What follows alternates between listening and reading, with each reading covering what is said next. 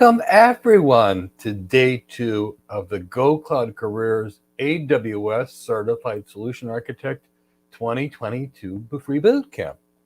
My name is Mike Gibbs and I'll be your instructor throughout this process. We will be covering passing the AWS Certified Solution Architect Associate 2022. Our course is fully upgraded for the SSA-CO3 exam. If you're looking to pursue AWS Solution Architect certification, that's what we're doing here completely. This is a free AWS full course tutorial, and it's free AWS certification training, and it's our free AWS certification course online. Now, we're going to do our AWS certification course free differently. We're going to be talking for about 20 minutes, and we're going to let you ask questions for 10 minutes to 15 minutes each time. And we're going to do this that I know, and my team knows, that you truly understand the concepts. Because I want to know that you can all get cloud hired. So consider this to be some slight version of cloud architect training. And if you want to be a cloud architect, this is one of the certifications that will help you get an interview along that cloud architect path. This is considered to be an AWS cloud computing full course. And we're here to help you learn cloud computing, which is my favorite thing. A little bit about me before we begin, in case you missed day 1.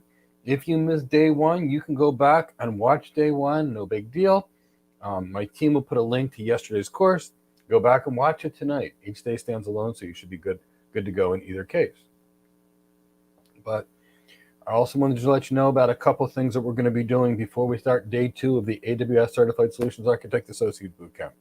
I'm going to tell you right now that tomorrow we're going to have our completely free How to Get Your First Cloud Architect Job webinar.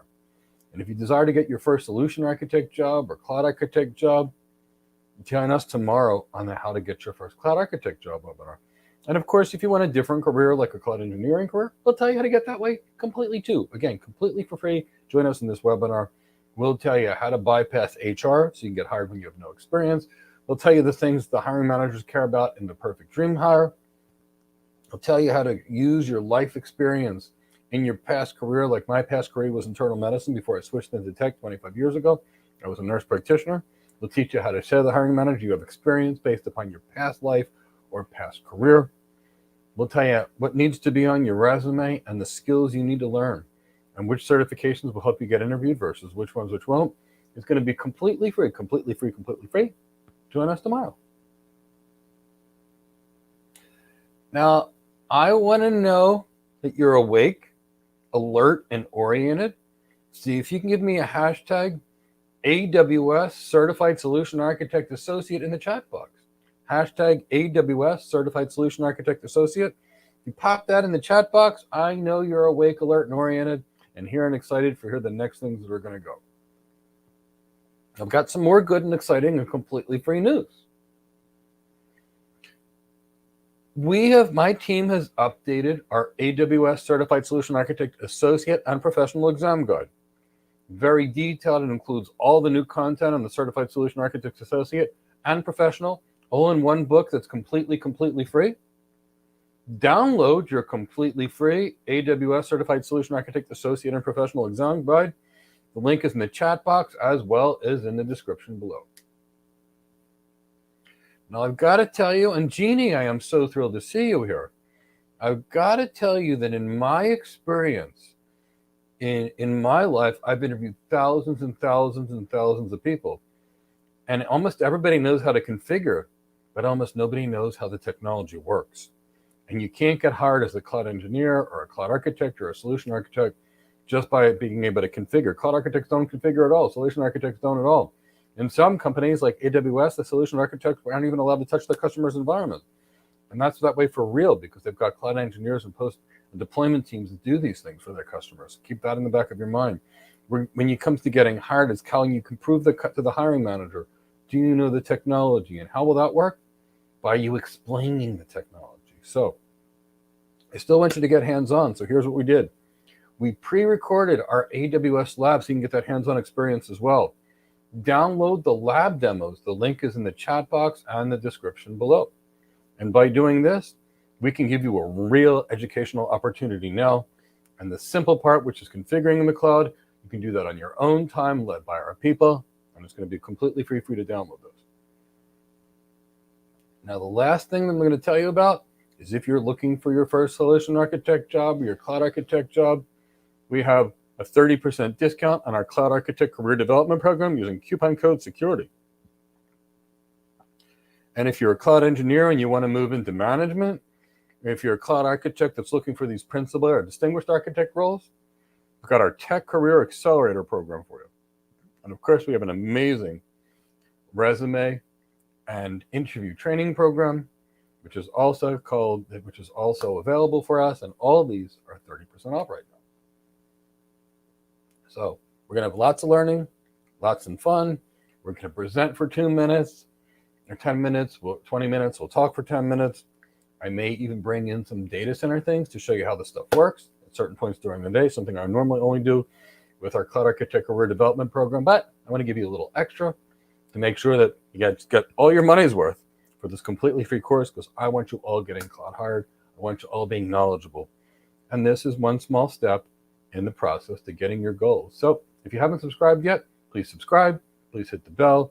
If you haven't given a like yet, please give a like. It signals the algorithm we're doing more. Invite a friend that you feel needs free training. Send an email, a quick tweet, a LinkedIn post, a Facebook post. It costs about as much of a car to put one of these productions on with the number of people that worked on it for as long as it does to make sure we're giving you the best content. So we'd like you to share it completely free to help others. We do this to help those that are truly in need. So good to see you all today. Now we're going to get back to the training. So you'll recall yesterday we talked about the cloud and how it was organized and the type of connectivity you would use to connect to the cloud. And we talked about storage on the cloud. Now today we're going to begin by telling you how do you get your stuff, your data to AWS. So realistically speaking, how are you going to get your data to AWS depends on your options. If you've got a high-speed link to you in AWS, like a 100 gig link, and you don't have that much data, or a 10 gig link, pretty easy. You just send your data over the wire. No big deal. But, in some cases, that's not practical. There's ways where we can send it over the network, which I talked about, which is a manual transfer. There's ways where we can send the data over the network to the cloud over a more automated transfer. And of course, the transfer appliances we can talk about to get our data there if we lack network bandwidth or we lack time. So we're going to tell you how to do all three starting now. Now, when it comes to sending data to AWS, the first, AWS officially supported method is to use something called the storage gateway. Love the storage gateway concept because here's what it is. Effectively, you've got AWS, which sits over here. You've got a specific virtual machine that you put in your data center. That data center becomes a server. You connect all your devices to this server, and I'll show you graphically what this is going to look like. And then your data is just asynchronously copied in the cloud. Put a file server in your data center. It magically gets copied to the cloud. Now, what is this storage gateway that AWS provides? It's just a simple virtual machine. You pop it in one of your VMware servers or your Microsoft Hyper-V servers, and it's an AWS managed virtual server. And basically what you do is you mount the server, and I'll tell you how you do it, and it just moves your stuff to the cloud, asynchronously, dynamically, and beautifully. It's very, very simple. Now, if an organization has a hybrid cloud, which is a data center connected to the cloud, the storage gateway will keep the data synchronized. It's magic. But if an organization wants to migrate their stuff to the cloud, they can also use a storage gateway, copy all their stuff over, and then launch their virtual machines in the cloud. On day 3, they're up and running like nothing. So we're going to talk about storage gateways. We're going to talk about the types of storage gateways. We're going to talk about how they work and why organizations would use them. So the first kind of gateway, we'll be talking about file gateways, volume gateways in stored mode, volume gateways in cached mode. And realistically speaking, there's also something called a tape gateway. I don't know if most of you, hopefully not as old as me, who's been working in tech for as many decades as I have, where we started out by basically putting these tapes and we'd use back up to a tape. And then the tapes got bigger and bigger and bigger. And many organizations still have a tape gateway, which basically speaking, we can get rid of that. We can create a virtual tape gateway, and we can back up and archive like we used to using virtual tapes as tape backup machines, which we'll talk about. So we'll talk about file gateways, VM gateways in stored mode, cache mode, as well as the tape gateway. So let's begin with the storage gateway, specifically the file gateway. It's a very, very simple, elegant solution. Let me show you what's really going on here. In this particular environment, what you have is you got your servers. So we have them on the left side of the screen represented as application servers. Now we stick this AWS virtual machine in either a Windows server using Hyper-V or a VMware ESXi server, and we basically use a server message block or an NFS share to the storage gateway, which is represented by red. And then that storage gateway is going to use your direct connection or your VPN connection, whatever WAN bandwidth you have, and it's going to directly send your data to S3. And from there, you could have a lifecycle policy with your data like we did, where it stays on S3, then it moves to infrequent access, and then it goes to Glacier. Or we could keep it on S3. So very simple. Takes your stuff in your data center, you mount a virtual machine just like it's any other file server in the world, and asynchronously your data gets copied back to AWS. Simple, effective, elegant, very, very basic, very, very simple. Now, there are ways to truly optimize this. What if an organization really has a hybrid cloud and they want to use their data center for the majority of their computing because it's cheaper to operate the computers you own than it is to operate stuff on the cloud, where the cloud gives you more agility and it enables you to design potentially cheaper, and we'll talk about that when we talk about auto scaling. But the best performance you're ever going to have is in your data center because there's no latency, and the cheapest cost is going to be for the hardware that you typically have. So for organizations that have that want a real high availability cloud, that have a network, they have their own cloud, and they connect to one or two public clouds, now you're talking about VM gateways and store bed. Why? Because the organization keeps most of their data in the data center, and they're using the cloud either for bursting, which means added additional capacity. They're using the cloud for what it's really good for, which is hosting, say, web applications that dynamically scale on demand. Or they're using the cloud for backup purposes, like disaster recovery purpose. And this is where the VM gateway stored mode comes in. Put this machine in our data center. Everything gets backed up onto S3. And it's a beautiful, beautiful, simple way to do it. Now the servers will connect via the iSCSI protocol. Basically an internet-based SCSI type attachment to the drives. And it'll operate like any other type of storage area network. So visually, what is this going to look like? Now, in this particular case, you're going to have your users. They're going to be connecting to their stuff in your data center. And they'll be connecting to your application servers or whatever servers you have. Your servers will have an iSCSI connection, as you can see between our application servers in orange and this gateway virtual machine, which is operating in store mode. And then as data changes in our data center, you're going to see it's going to be pushed to Amazon S3, our snapshots. Simple, elegant way. And your data is primarily in your data center, and you want to shift it and send it to the cloud. Beautiful, elegant in every way. Now, what if you really had most of your stuff going on in the data center, meaning the cloud, like the AWS cloud, but you still had some stuff in your data center, but most of your data was stored in the cloud? Well, there's a way to make this work too. Basically, you can keep your data center and your cloud synchronized while maintaining most of your data in the cloud and bringing it back. Now, here's the first thing to remember. Computers cannot mount object storage. It doesn't work. We talked about all those reasons why yesterday, of swap files and versioning and lots and lots and lots of challenges. So because of this, it's not like we can take our data center servers and mount them to object storage or AWS S3 or Microsoft Blob, Google's cloud storage, because the technology is not designed for that. But what we can do is we can store our data into object storage in the cloud, which is nice and cheap, and create some little virtual environment called the gateway that can then share it back to the systems in our data center and make it feel like it's real storage, not object storage. And that's where this beautiful volume gateway cache mode comes in. And the volume gateway cache mode is designed for organizations who predominantly keep their data in Amazon's object storage, otherwise known as S3. And it's going to make the data stored on S3 feel like local storage in the data center. The way this is going to work is a storage gateway virtual machine is going to be installed. And I'll show you what a picture for this in a minute. And the data basically is going to be received and cached from S3. And by doing this, what are we really talking about?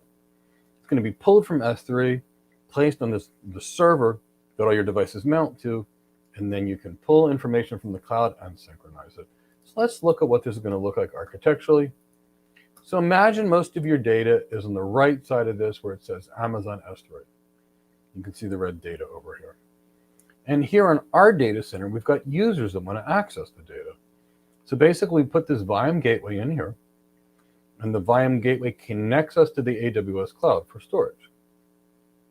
Now, when we pull data from the AWS cloud out of S3 and it sits on our gateway virtual machine, it's going to cache that data. And what do I mean by cache that data? So let's say I was drawing a picture of my beautiful cat, Cindy. I love my cat, Cindy. I adopted her theoretically, so I was supposed to rescue her, but I think she rescued me by making me happier after I adopted her.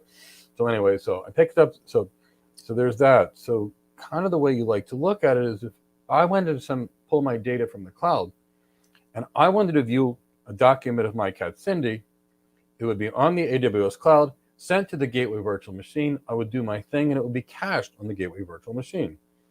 Now my wife, who really loves cats, decides she wants to look at the photo of Cindy.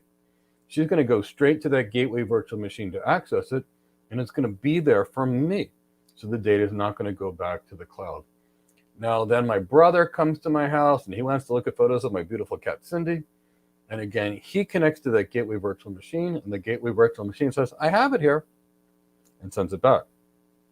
Now later that day, I want to look at a photo of Chris's beautiful orange cat, the Maine Coon Sunny. And I go to the gateway virtual machine and it's not there. It pulls it from AWS S3, stores it on that gateway virtual machine, and sends it to me. Now, Chris from my team wants to look at his beautiful orange cat, Sunny. He goes to the gateway virtual machine and it's there. So it's a lot like a content delivery network concept, but for your data, your private data across your intranet versus the internet versus web pages, but similar in content with regards to caching. I'm aware that my pointer doesn't show on screen. I wish it really does. As I try to move my mouse, it just does not show up with our broadcasting stuff. So. Now, the last thing I want to draw is really a tape gateway. While we're at it, let's add a slide. We'll do it together. So what is really going on here with the tape gateway? Well, it's pretty simple. What we have over here is we've got AWS Object Storage.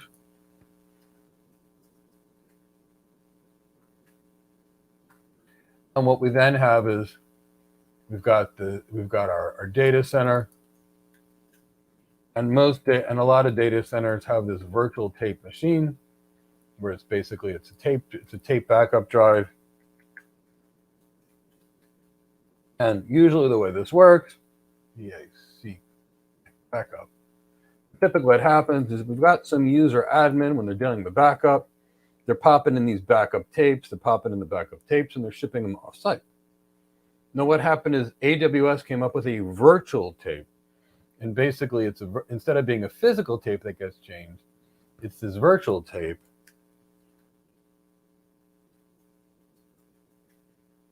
Terrible. So they put in this virtual tape. And what happens, the tape backup drive thinks it's connecting to a tape, but it's literally a virtual tape. And then the virtual tape will send it over your network directly to AWS, your direct connection to AWS Object Storage. And there you go. That's your virtual tape gateway. So those are the ways that we can send our data over the network to AWS. Of course, we could put an FTP server or a secure FTP server in the cloud and just place it there like we would in any other data center. But these are the AWS, managed, simple, elegant ways to do it. But what if you don't have enough time? What if you don't have enough bandwidth and you need to get your stuff to the cloud faster? Now we're getting into other options. The first option we're going to deal with is something called the snowball. I love the snowball idea, I really do. What is the snowball? It's this ruggedized computer. And in the ruggedized computer, and you can see pictures of it in our book, they basically ship you a computer with a bunch of hard drives and a RAID array. You plug this computer into your network over the 10 gig network connections. You copy your data to the snowball, copy, copy, copy, and then you ship the snowball back to AWS, and they pop it on your object storage. Now, when you copy it there, it's encrypted, and it's very simple. You request a snowball from AWS. They deliver you the snowball. You load data on the snowball, call them and pick it up and ship it back to them. And then AWS takes the data off of the device, puts it on your object storage platform, and then securely erases that device for the next customer. And yes, they know how to securely erase a device for the next customer. That's how the snowball works. And it's a nice, simple, elegant solution.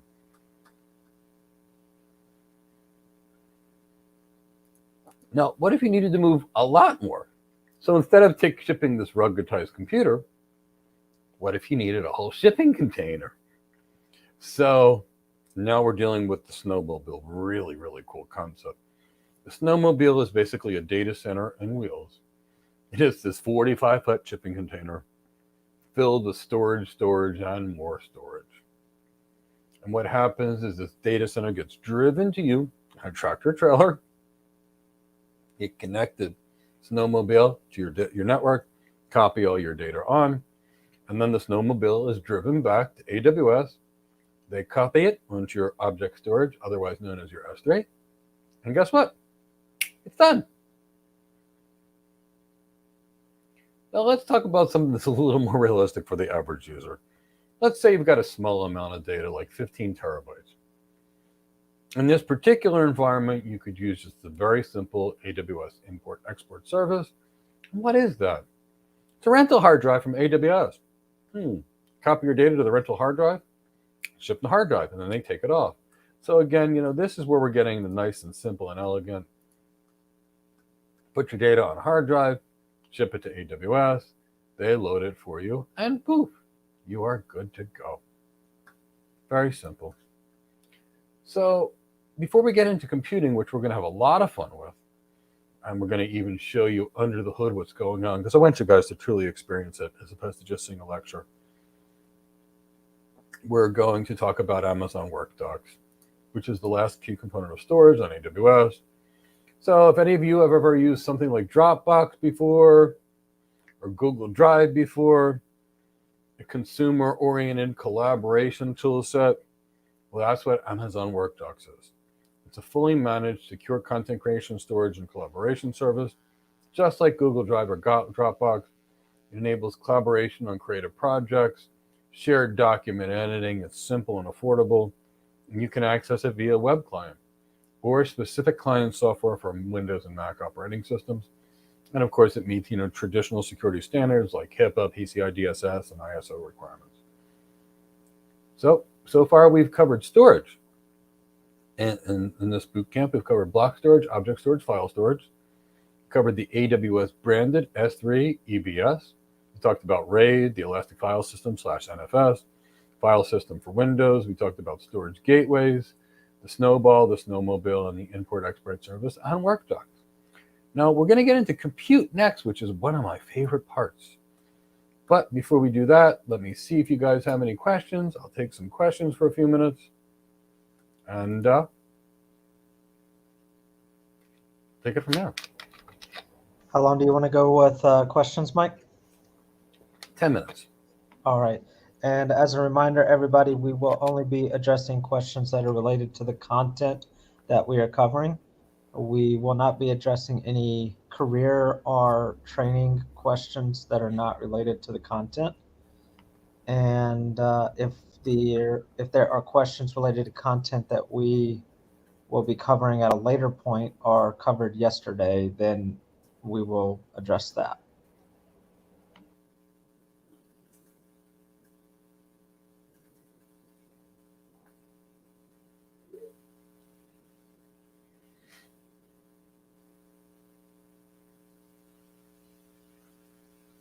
Is storage gateway a type of virtual machine? It absolutely is.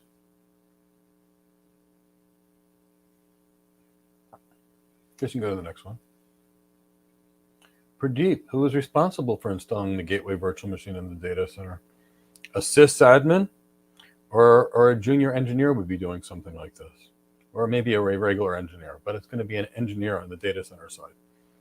Probably a sysadmin, because this is kind of right up their role.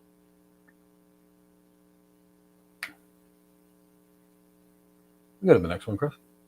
Cameron Gunn. For a customer that has security as their number one concern, what's the best way for them to get data to S3? If security is the number one concern, they probably shouldn't be sending their data to the public cloud. But if they're concerned about it, it really doesn't matter which way you send it. Because if you send it over your network, it's going to be completely encrypted. If you ship them a hard drive, it's going to be completely encrypted. So reality is all these things are equally secure for the most part. But as a rule, if you've got enough network bandwidth, it's probably most secure to just ship it over your network. And if you really wanted to get really the maximum security, what I'd probably do is as follows. I'd use a direct connection, and then I would run IPsec over that direct connection. So now you got a private wire with encryption about that private wire. I know that's a new feature for AWS. They announced it this year, but people like me have been doing this for since 1998, encryption over private lines, and it's really the most secure of your options. Good question, Cameron. Do customers need to have a direct connect to use a gateway? No, they need WAN bandwidth to it. Whether that be a VPN, software-defined networking, SASE, direct connection, any of them can work, as long as you got IP connectivity. Chris, you can go to the next one.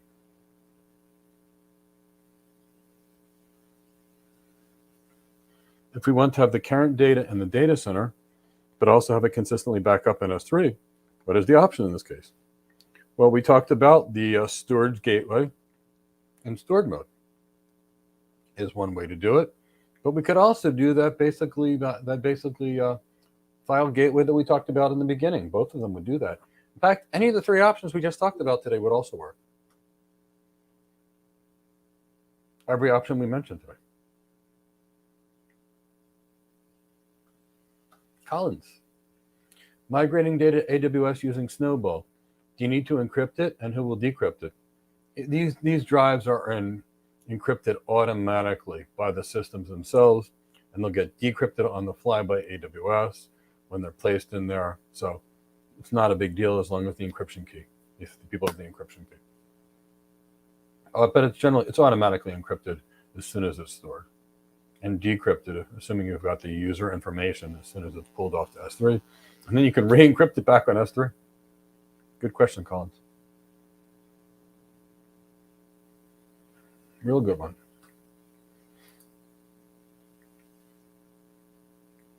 Storage gateway provides a set of storage protocols.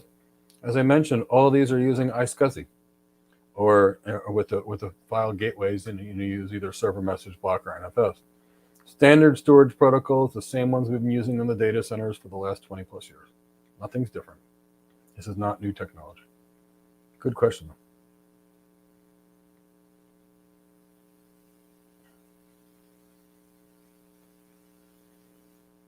What does it mean when they say that data centers use redundancy? Well, look at it this way. A data center is a building full of computers. A data center can go down. The network in that data center could go down. I've never seen it outside of AWS, but they could have a power failure, which never happens in data centers, but let's pretend they did because AWS says it happens a lot. If the data center had a power failure, then all the computers in that system wouldn't work. Now, data centers don't have power failures because they typically have two power companies, generators, backup generators, and batteries. But for example, if you had a power failure in a data center, all those systems would go down. So you'd want other data centers that have it. Now, what about the networking connections that come into a data center? The internet connections and the private connections.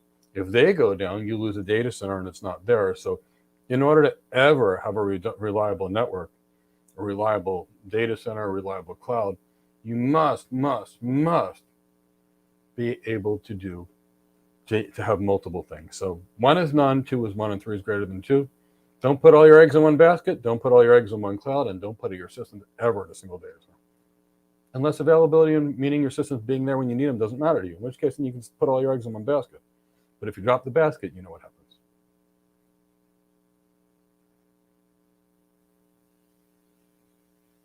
Chris, we go to the next one. Do you have to ship data from, or can it be uploaded? So, as I mentioned, there were multiple ways to do it. You could send it as a standard file transfer.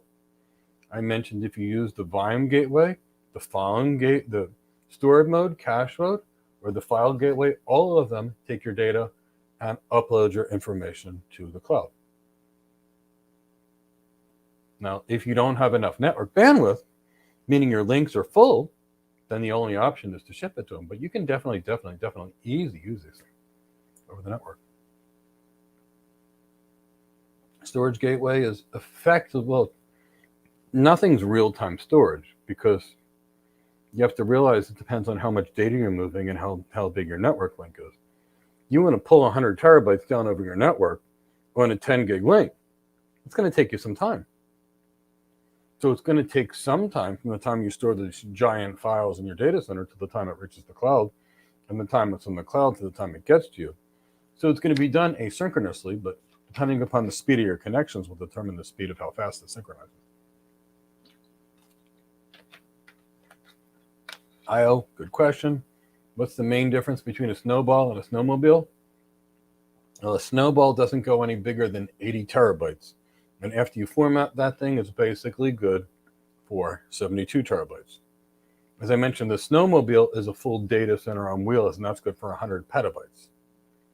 So if you needed to do a petabyte, you might need 15 snowballs to use. But if you had it, and if you wanted to do 100 petabytes, you need 150 of them, or you just need one snowmobile. So snowmobile's big thing. Snowball's medium-sized thing. That's the only difference.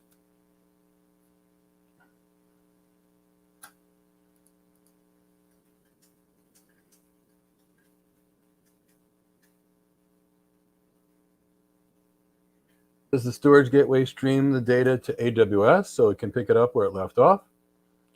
Yes, it's copying your data constantly in real time. But if some data is lost in the process, it'll get retransmitted. That's what we're using TCP/IP for file transfers. Send one packet, it gets acknowledged. Send two packets, it gets acknowledged. Send four packets, it gets acknowledged. Lose some data packets along the way, retransmit the data. Unless the whole file transfer goes bad, in which case we have to start all over again. But yes, these things know how to do it because they're using file syncing and file sharing protocols.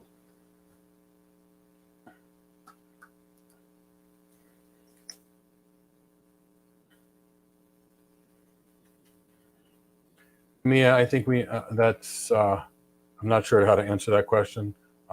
So let's move on. Is this course enough to pass for the professional exam? Yes, but I still recommend you do a little more. The professional exam is a lot more of trickier questions. So I strongly recommend anybody wanting to do the professional exam. It's not a challenging exam at all. Get used to the way AWS asks questions. And I would read more of the AWS white papers. What are white papers, everybody? White papers are documents that we architects write to help sell stuff so the companies can sell more of our stuff. And what are these certifications? In many cases, they're trying to teach you about all the organization's stuff that you can sell.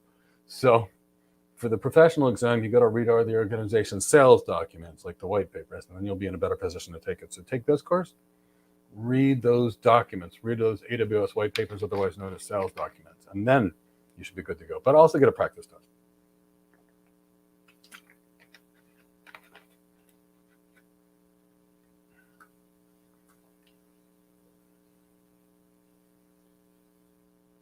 Chris, is it 10 minutes yet? Yes. Okay, before we get back to the content, please, everybody, give me a hashtag, AWS Solutions Architect. And also, give us a like. Give us subscribe, hit the bell to our content so you get informed of all the new content that's going to be coming your way. We've got a tremendous amount of free content. We want to make sure you're all hired. To show me you're here, awake, alert, and oriented with the hashtag AWS Solutions Architect. Now, if you're really motivated, do a hashtag AWS Solutions Architect Associate. In addition to that, Andrea, it's nice seeing you here. Marla, always good to see you. Jason, so good to see you. Chuck Jacobs, Emmanuel, and Pawan, loving this. So you guys are awake, alert, and oriented. Medical people like me are always asking people if they know the date, where they're at. So it makes me feel good when I know you're here with the AWS Solutions Architect or the AWS Certified Solutions Architect Associate. Good job, everybody. You are all here.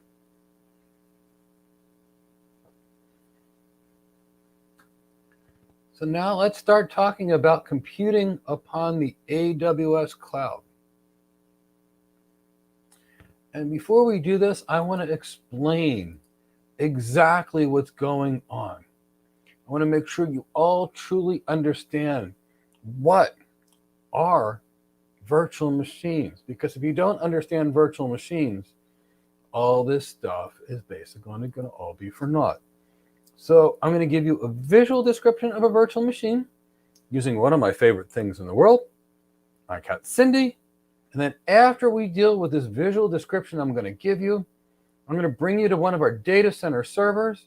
We're going to teach you how to create one in real life the hard way so you get to see it in the data center. And then when we talk about this elastic compute cloud, you'll be able to define it in one sentence. It's a couple words long, and you're going to all know what it is. So in 1999, VMware came up with the first x86 hypervisor, and it created the first virtual machine. It was the coolest thing in the world at the time. And what a virtual machine really was is we would take a server, chop that physical server up into mini servers, and then be able to create multiple servers all on that single server. Now, when I started in tech 25 years ago, this was not possible, and here's the reason. The servers were slow. They had a couple megs of RAM, maybe, and that was a $20,000 device, one core or two one-core CPUs, a couple megs of RAM, and that's 10 grand. Now, on that, here's what happened. We could only run one stuff on a server, and every 2 years, when computing power would double or so, we'd be buying a new server because we were constantly outgrowing our technology. Fast forward, 25 years.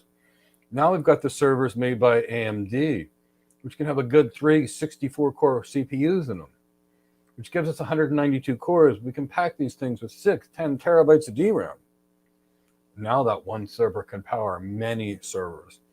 So what happens is we're dealing with all clouds. And when we're dealing with AWS EC2, Azure virtual machines, Google Compute Engine instances, Oracle virtual machines, it's all the same technology. And basically what makes this possible is as follows. We're going to take a server, and I'm using my favorite technology demonstrators over here. And the server is going to be represented by the physical hardware. And we're going to install this very thin layer of software on the server called the hypervisor. Now, the hypervisor will let us take that server and create a bunch of mini servers all sitting inside this server. Now, each mini server will have its own operating system and its own applications and their dependencies. So in this particular case, we've got 3 servers. Server 1 is on the extreme left, and it's my beautiful, sweet, adorable cat, Cindy. She's running her own application. She is in one of the virtual machines. Now, on the same server, the same physical device, guess what we have? We have Chris, my chief operating officer's fantastic cat named Sunny, who's a beautiful orange Maine Coon. And you can see she's in her own virtual machine with her own operating system because she's the application. Now, on the right, we have this cat, which I named Catty. It's a Maine Coon. It's black with green eyes. It's a beautiful, beautiful cat. Now, this cat comes to my house every single day to go play with Cindy, my cat. My cat, Cindy, is terrified of this beautiful Maine Coon. I don't know why. I even put out food for the Maine Coon because it's hungry a lot of times, and it's sad. But my cat and her don't like each other. I don't know why. But you can see this cat, who I call Catty, is on her own virtual machine. Being on her own virtual machine, guess what? She is completely separated from Sunny the cat and Cindy the cat, all on the same servers. And that makes my cat Cindy happy, because I don't know why Cindy doesn't like Catty. I think she's a beautiful Maine Coon. So that's what we're really talking about. But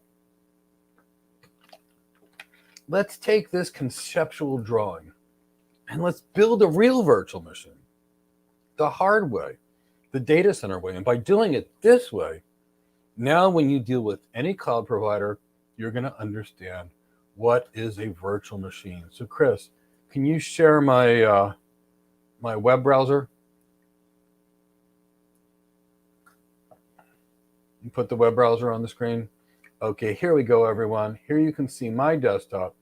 And right now I'm remoted into via web browser one of my many VMware servers that the students in the Cloud Architect Career Development Program use to really get hands-on experience, real hardcore hands-on experience. They build clouds on these things. And the basis of all virtual machines is the following. In this particular case, we've got a physical server. But tell me about the server. The Dell is a precision workstation, which is basically a server. It's Dell 7810. You can see it's got 24 CPU cores. You can see that it's got 2 of these Xeon E5 2670 V3s. You can see that the system has got a total of 128 gigabits of RAM on the right-hand side of this. You can see that the total number of gigahertz in the system is 55 gigahertz. And you can see that we've got this 1 terabyte of NVMe storage in here. Now, when we're dealing with virtual machines, all what we're really dealing with is as follows. We're really dealing with taking the server, the hypervisor on the server is that VMware ESXi, and we create a virtual machine. And we'll name the virtual machine, so let's call it Cindy's virtual machine. My cat's really cute. She likes to get her hands involved in technology every day of the week. Unplug servers with her paws. Great troubleshooting coach, by the way. Then we pick the operating system we want. And then we give it some information about the operating system. In this case, we use Windows 10 64-bit. In case many of you haven't deployed service in your life, I'm just going to show you something real simple. And then the next thing we would do is, in the traditional data center environment, we're going to determine, what we need. Okay, how many CPU cores are we going to use? How much memory does the virtual machine need? How big is the hard drive we want to use? And then from there, we'll determine where it's going to boot. We're going to boot it directly off of this ISO file. We're not going to build the whole virtual machine. I just want you to get the conceptual knowledge over here. We're going to make sure that we expose the operating system, the hardware, etc. And this is basically the basis of all EC2 instances, Azure virtual machines. Now you can see we just created this new computer. And if I click on this computer, well, it's going to boot up just like any other computer. Wait, just like any other Windows computer, it's going to press any key to continue, and it'll enable us to install it, just like it's any other physical computer. The only difference is I can have 20 of these things sitting in my server, optimizing using space, power, efficiency. And by doing it, guess what? We're basically in a position where we can maximize our data centers. So this is what we've been using for the last couple of decades. Chris, we can go back to me. We don't need to be sharing any more of the screen. But I wanted everybody to understand under the hood, what is an EC2 instance? So now let's go into the AWS related content. I want it to be meaningful to you.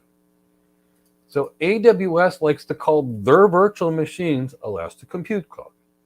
I don't know why they paid somebody in marketing so many millions of dollars to come up with that name, but that's what they call it. So now you know that Elastic Compute Cloud is nothing more than a virtual machine.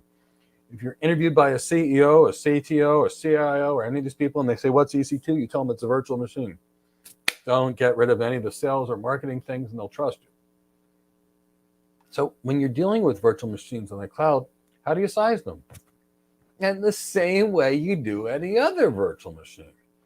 So if you know that a virtual machine takes 24 cores, you size your virtual machine with 24 cores. If you know your virtual machine needs 256 gigs of DRAM, guess what? You size your virtual machine with 256 gigs of DRAM. Now, when it comes to your storage, in terms of hard drives, in your data center, you know what you get. But on the cloud, you're dealing with slow block storage. So again, do you need RAID? What kind of storage environments? What kind of block storage environment do you go? There you go. And again, you're there. What kind of network performance do you need? Do you need gigabit Ethernet, 10 gigabit Ethernet, 100 gig Ethernet, exactly what you need. So again, the same way you would make any virtual machine in any data center, it's the same thing you would do in the cloud. That's why I say learn the cloud, not any vendor's platforms, and then you're going to know all the cloud. So let's talk a little bit more about them. Now, I showed you the hard way. In the data center, you'll have to tell your servers exactly what you want.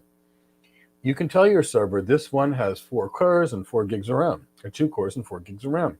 This next server has 64 gigs and a terabyte of RAM. You can do that in your virtual machine, but not on AWS. On AWS, these virtual machines are pre-built for you. They took all the thinking of it out of you. And all you need to know is which family of virtual machines to use. And then you go to the chart and you determine which virtual machines equal your CPU DRAM performance. Now, they made families like A1, which is used for ARM-based workloads, and C5, which is used for compute optimization, for batch processing, media transcoding, and G3s are GPU-based machines, which you would use for, say, machine learning. And then they've got the i3, which is for high-speed storage, for like data warehousing and high-speed, high-performance databases. They've got an M5, which is general purpose, ideally for databases, and M6, which is more general purpose stuff for caches and databases. They've got a T3, which is a basic burstable computing platform, which is perfect for web apps and test environments. And then when you need a lot of memory for like big data sets and data science and data engineering things, so you're going to have large data sets in memory, then in memory databases, you've got the X1 family because it's got the lowest cost per gigabyte of DRAM, because they're focused on giving you a maximum DRAM. But, kind of keep that in the back of your mind. You should be good to go. So realistically speaking, when you're dealing with a virtual machine, what are your operating system options? Well, EC2 really supports Linux and Windows. Basically, almost all your servers are going to be Linux. You'll have Microsoft Exchange servers, Active Directory servers. Some organizations have Windows servers, but for the most part, most servers are going to be Linux. Now, AWS also offers virtual machines that run on Mac Minis for the Mac operating system. Look, you're not going to host a mission-critical application on a Mac Mini. It doesn't have error-correcting RAM. It's not a mission-critical system. But if you're a developer and you need to compile code for applications running on a Mac, you need a Mac to do that.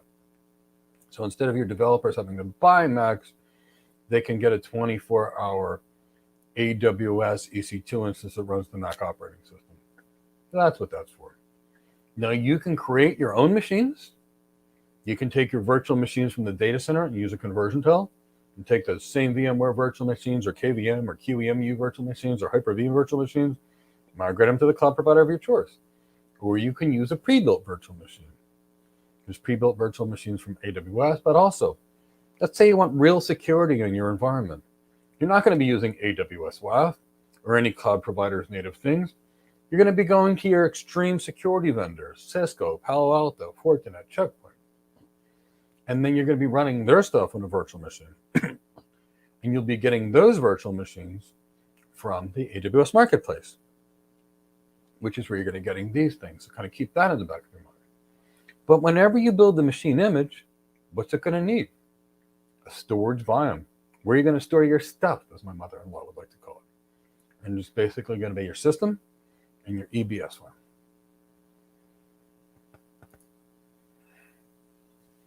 So we can get, normally every virtualization device has its own name and its virtual machines. AWS calls their virtual machine images an Amazon machine image. Everybody else has their own names. And basically, in what I showed you, I created a virtual machine, and I'll have to install my own operating system. Windows, Linux, what have you, Red Hat, Ubuntu, Oracle Linux, Amazon Linux, CentOS, Linux flavor of your choice. So you see, now with AWS, they're pre-made for you. All you have to do is click 3 buttons, and it comes up. That's why the cloud is easier, because it's so agile. You just click 3 buttons, and it's done in seconds. And launching one of these virtual machines is easy. I showed an 8-year-old how to do it in less than 5 minutes. She was real cute with it. A couple buttons. So much easier than the hardware I showed you, which is the data center. And we can get these machine images from the marketplace. If they're a firewall, we can generate them from our own machines, and we can upload our own machines and use a conversion tool. So when we make a virtual machine image, it's basically a system image of your server. What are the components to this? Well, it's going to be your operating system, your launch permissions, and a block device mapping that maps the block storage to your virtual machine. That's really it. I can make an AMI, a machine image of my servers. I can copy it to different regions in case of a disaster recovery. I could take my image, modify that image, and ship it to other clouds for disaster recovery purpose. So it's great for new migrations, great for multi-cloud environments. Amazon Linux 2 and Amazon AMI are pre-built Linux images supported by AWS, and they're all based off of the Red Hat Linux operating system. But Red Hat, you have to pay for their support, and AWS it kind of comes with. So now let's say you launch a virtual machine. So let's say I launch a virtual machine and I want this virtual machine to update its operating system upon reboot. Maybe I want to install certain things like an Apache web server. So I can set up what's called the bootstrap script. And there's a little box where you put commands. So let's say I've got a Linux machine. I could have the first command be a sudo apt-get update, which will update the packages. Then I can do sudo apt-get upgrade, which will upgrade the packages. Then I could have it say like sudo apt install, I think it's Apache or HTTPD for the web server, and poof, it'll install all that as soon as the server comes up. So I could use a script to basically launch these AWS machines, install applications, patch the software. With the Linux things, it's a simple bash shell script. With a Windows system, it's a basic PowerShell script. Simple, simple, simple, easy stuff. Now, when we're getting our virtual machines from the cloud provider, there's multiple ways we can get them. And the way that we purchase these things can affect our cost dramatically. This is called tenancy options. So let's talk about the first one. On demand. And what is on-demand instances? And by the way, this is realistically speaking, in many cases, why organizations love to use the cloud. So with an on-demand instance, you pay by the second. And what's your compute capacity? Your compute capacity is as follows. Whatever you need it to be. Meaning, I don't know my demands. So basically speaking, I think I need a 16-core server with 64 gigs of RAM. I buy that on demand. If I need capacity, I use auto-scaling. I add 10 more of those servers. And when I don't need them, the servers miraculously reduce their load, and I'm back to one server. Now, by doing this on demand, I don't need to know my exact capacity. And because I don't need to know my exact capacity, here's what I have to deal with. I have to pay more for it, for the agility to scale up or scale down. And it's actually technically scale out and scale in. Scaling up means using a bigger server, where scaling out means adding additional servers. So really what we're talking about is this. On demand enables us to add what we need when we need it. Now, when we deal with on demand, we're paying the most. Now, why are we paying the most with regards to on demand? We're paying the most for the following reasons. We can't guarantee Amazon what our customer costs are going to be. So they have more business risk. Now, by comparison, if I told AWS, I'm going to buy this server of this capacity for the next 3 years, that's called a reserved instance. And in this reserved instance, here's what we're dealing with. We're dealing with, I tell them that I'm going to buy this capacity. Now, if I tell AWS how much stuff I'm going to buy, they're in a better prediction into how many servers they need to buy to support my business needs. And they're going to give me a nice discount for this.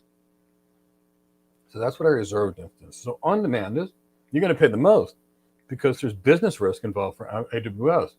You're going to have to keep extra capacity around just in case you need it. With the standard reserved instance, you're basically telling them ahead of time, I'm going to buy this for the next 1 to 3 years, and they're going to give you a nice discount. Now, what if you've got a very, very, very strange environment? And in your strange environment, you know that every Friday, Saturday, and Sunday, your system's going to run a batch job. It's going to run 24 hours each day. And you only need it from Friday, Saturday, or Sunday. Well, that's where we deal with something called the scheduled reserved instance. And what that is really is you buy or a set of compute time every week on those days. And because you're committing to it ahead of time, you're going to get a discount. Now, that discount won't be as great as if you reserve it 24 hours a day, 7 days a week, but it will still be there. Now, the last option we're going to talk to is something called the spot instance. A spot instance is basically an auction of where you're buying or renting extra AWS capacity. So here's the thing. Here's the way a spot instance works. You need extra compute capacity to do something. You bid in an auction-like manner at a certain price. Now, if the price raises while you're using the systems, guess what? Your systems get shut down. Kind of scary. Google calls this a preemptible instance. Basically, you're purchasing unused services at the lowest cost AWS is willing to sell it to you. But if somebody else wants your compute capacity and they're willing to pay more than you are shut off. So kind of keep that in the back of your mind. This is a little on the scary side. A little on the scary side. So kind of keep that in the back of your mind. So reserved instances, guaranteed to know what they are. Cheapest. Schedule reserve, you need them on a couple days a week. You reserve the capacity ahead of time, you get a discount, but not as big as if you buy it all the time. On demand, get what you need when you need it. Scale out, scale in, good to go. And spot instances bidding on extra capacity. Now, what other options we actually have was regarding tenancy, and that's more how you buy them. The next is really what they would call tenancy is, do you want a shared tenancy instance? And what is that? A shared tenancy is when you launch your virtual machine on a server that has a whole bunch of other people's virtual machines. Kind of like that system I showed you where I had 3 cats on the same virtual machine. Now that is standard. You get a standard virtual machine in any cloud provider. It's called shared tenancy. And your virtual machines and somebody else's virtual machines are on the same server. Who cares? It doesn't matter. They're logically isolated and they're secure. Now, what if you wanted to have the whole server for you and make sure the entire server for you, exclusive of the entire server, is guess what? All your virtual machines and nobody else's. That's where you get something called the dedicated instance. So shared tenancy, where multiple people share the same server. Dedicated instances are basically when you have on the same system multiple customers. Dedicated instances, you buy this instance, you only stick your virtual machines on there. Now, what if you need real performance? High performance, access to the high performance disks in your server, you've got an application that needs the serial number of your processor or a serial number on your motherboard. You have to put a key in there for the USB key in the server for a license. Now, when you're dealing with this kind of stuff, what you really need is what's called the dedicated host. What's a dedicated host? It's a bare metal server, just like the one that I showed you, for which case you put your own hypervisor or you use their hypervisor, their Nitro hypervisor, and you manage it yourself. So realistically speaking, that's exactly what we're talking about. Bear with me, I may sneeze. My cat's kind of giving me allergies.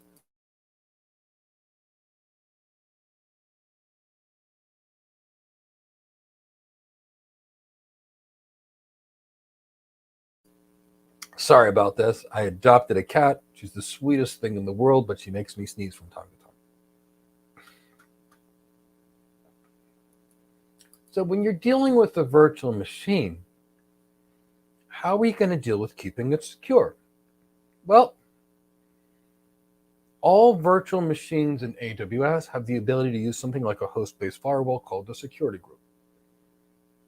The security group will allow you to keep unwanted stuff, outside of your server. And the good news is that security groups are stateful, which means they track the connections going in. And basically, you can set up a firewall-based policy on the server. So for example, if it's a web server, allow port 80 and port 83 in to the server. Don't allow anything else in. Because why would you? Or if it's a high secure server, you could basically create a firewall rule that would say, allow any connection from the IP address 192.168.1.21/32, an exact match for something like that.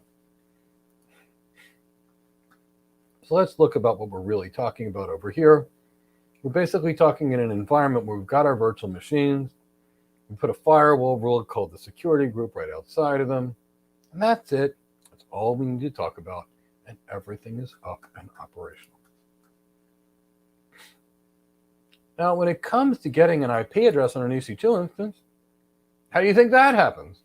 How's it happen in the data center? Well, in the data center, you can manually assign them, or you can use DHCP. Now, in this case, in here, all EC2 instances are going to be given a name from the DHCP server. So they're going to automatically be assigned. You're going to have to tell it your site or range, and you'll create the subnets, and an IP address is going to be assigned naturally for you. Now, when an IP address is given to your EC2 instances, you're also going to get the DNS service that's associated to it and a fully qualified DNS name.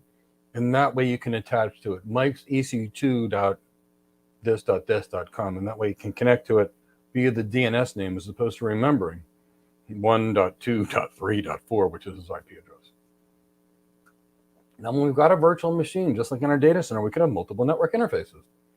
We can have multiple subnets on multiple network cards on different subnets, public ones, private ones, anything we need to do, just like we would do it in a data center environment.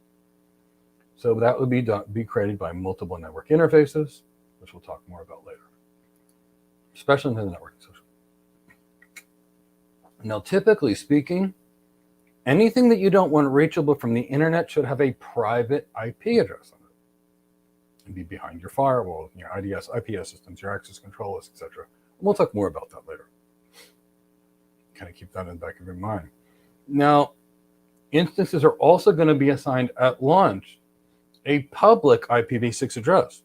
If you don't want to be reachable via public, don't take a public address. So remove that address and make sure you don't have a route to an internet gateway of some kind, which gives you IPv6 routing. And you see, manually disable anything you don't need.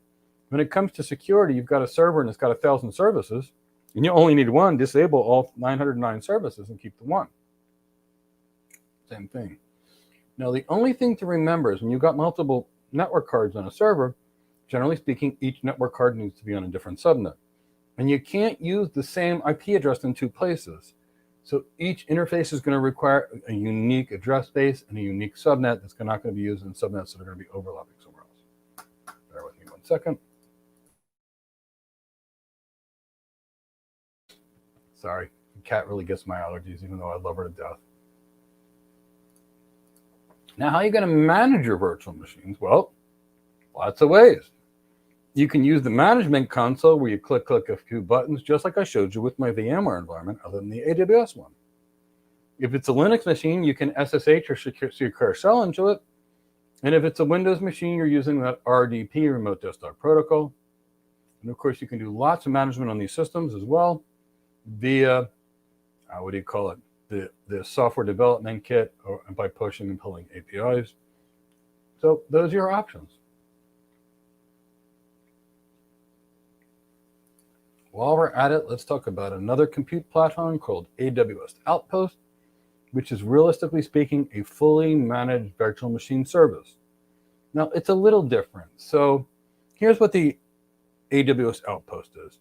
If you'll recall yesterday, I told you that the highest performance is in your data center because there's no latency there. The cloud is going to be your highest latency. And then we talked about these concept of local zones, which were intermediaries between your data center and the ultimate cloud, the local zone for lower latency.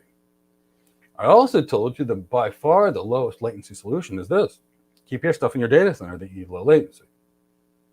Well, customers are demanding low latency, so AWS decided to sell you servers that you can stick back in your data center. Now, they fully manage these servers, which makes it simply easy for you. But you got to remember, it's going to cost you more to buy somebody else's fully managed server to run your data center than it would be if you just get your standard server. You use like Microsoft's Hyper-V or KVM or QEMU as a hypervisor, but it's your option. And by doing this AWS Outpost, it basically is giving you that simplicity and elegance of the AWS cloud and sticking it in your local data center, and giving you the performance as if it's in your data center, but AWS is going to manage it for you. But if they're going to manage it for you, they're going to charge you to manage it, so keep that in the back of your mind. Might be a great thing, may not be. So the AWS Outpost is really just a server that acts like an extension of your virtual private cloud, place where your own equipment is in your own data center. We're going to get to databases next, but before we do, I figure now is a good time to answer a few minutes of questions. So Chris, bring me some questions.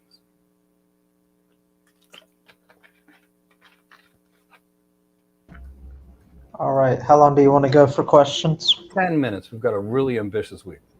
All right. And as a reminder, everyone, we will only be taking questions that are related to the content that is covered.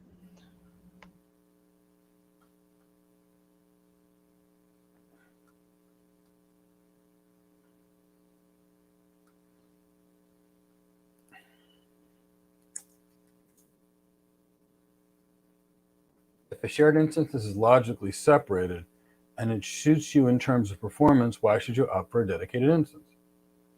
In most cases, there's really no reason to opt for a dedicated instance. But if you're part of an organization that's regulated, that says you can't have your stuff on a shared instance, then there's that. Now, here's the other reason you might want to have your own systems. Now, what you really need to look at in reality is something called oversubscription. And what is oversubscription? Whenever you deal with a service provider of some kind, they make statistical calculations that not all of you are going to be using all of your services at the same time. So, for example, when you're in your home and you have home internet, for example, from your cable company, and they give you a gigabit upward and down. Now, that gigabit is between that cable company's device and yours. You own that full gigabit. But for example, I live in a community and there's 500 homes in this community. And we all have gigabit Ethernet to our house, which you would think is 500 gigabytes or half a terabit. Now, the reality is our service provider, AT&T, does not have a half a terabit uplink between my community and AT&T. They might have 100 megabit uplink. And here's the problem. Like at COVID, when we were all forced to work from home, if we all used our systems at the same time, then we'd be pulling more capacity than the link to AT&T existed, and we all had bad internet service. So what happened during COVID? Initially, the internet came to a screaming halt, and then the internet service providers added capacity. So keep that in the back of your mind. So when you're on a public cloud on a system, and you're on a system that has 128 physical cores, which means 256 virtual cores, they may have sold 300, 400, and 500 cores out there at the same time. And you're never going to know. So they may be oversubscribed. And if all the people need to use their same systems at the same time, you may not get enough bandwidth. Where if you have your own dedicated instance, you can make sure you don't oversubscribe the system. When it's your own, you can determine what kind of performance things you need to do. But generally speaking, a shared instance versus a dedicated instance, in most cases, for most organizations, they don't need to worry about it.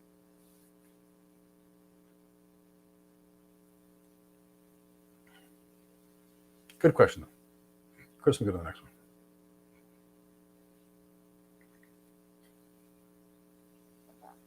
Is AWS Outpost a private cloud?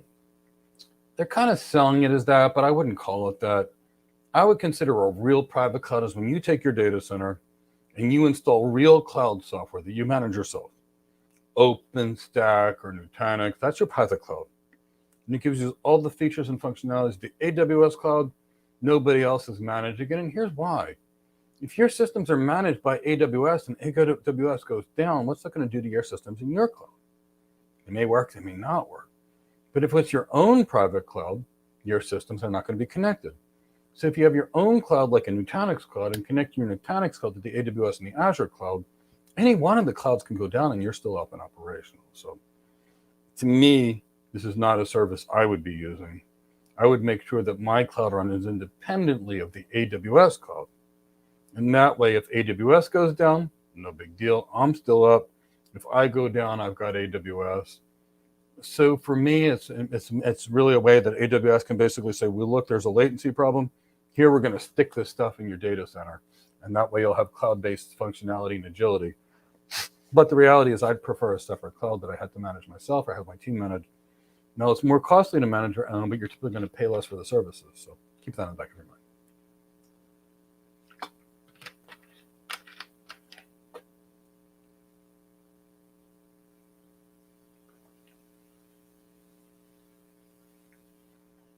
What's the relevance of a snowball edge? Honestly, all that really is, it's a device you put in one of their local zones that gives you some compute and storage capacity.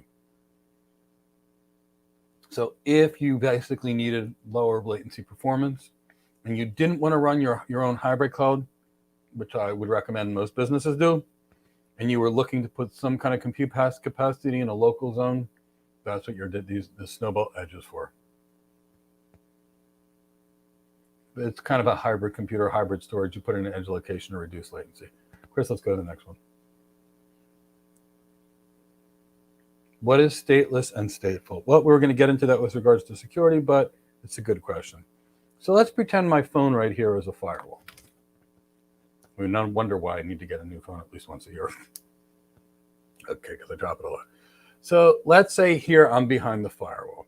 And I want to go to www.gocloudcareers.com.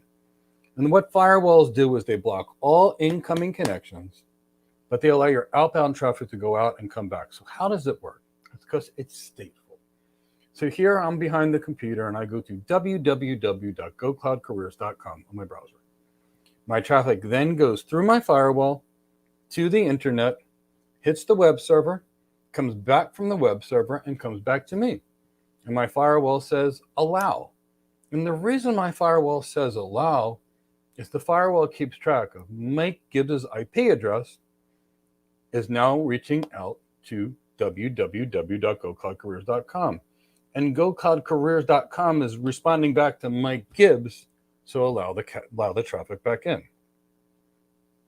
That's what stateful means. So by comparison, if someone from gocloudcareers.com tried to just get into my systems, they couldn't get in, they'd be blocked. But if I initiate the connection to them, the firewall tracks that connection. It monitors that connection. It's called state. So for example, if you've ever gone to an amusement park like Disney World, you pay to get in, they stamp your hand. You want to leave the park for lunch, you leave for lunch, they look at your hand, the stamp, and they say you're allowed back in. Now, if you don't have that stamp on your hand, you're not allowed back in, and you're going to basically have to completely buy a new ticket. Now, stateless is if nothing is tracking the connection. Like an access control list we'll get there is stateless. So if I went to this website because I was permitted out, and this was an access list, not a firewall, and access lists don't track my connection, and my connection went back to the internet, now the return traffic would try and come back to me. But if there was nothing tracking that it was Mike Gibbs' traffic going out to the internet, it would be denied. So with things that are stateless, you ultimately have to tell them in both directions traffic's allowed in and out. So stateful versus stateless is really related to the tracking of the information. The implications of stateless is you only have to apply it in one direction because the device is keeping track of what's going on. So stateless versus stateful means watching versus not watching. Fantastic question, Infinity.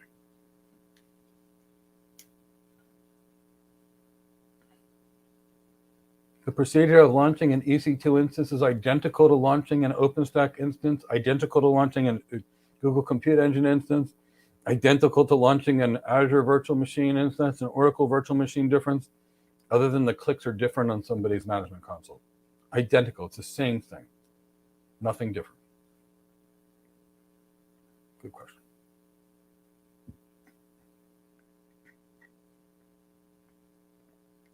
What's the difference between a dedicated host and a dedicated instance? Dedicated instance is your own server that's running the AWS hypervisors that you can create all your virtual machines in. An AWS dedicated host is the actual server, a bare metal server, meaning you can install whatever you want onto the server. Now, there are many applications, Addy, that, for example, require you to actually have access to the CPU processors or a motherboard information or a serial number. And that doesn't work in a virtual machine. So when we're in these particular situations, that's when we need a dedicated instance.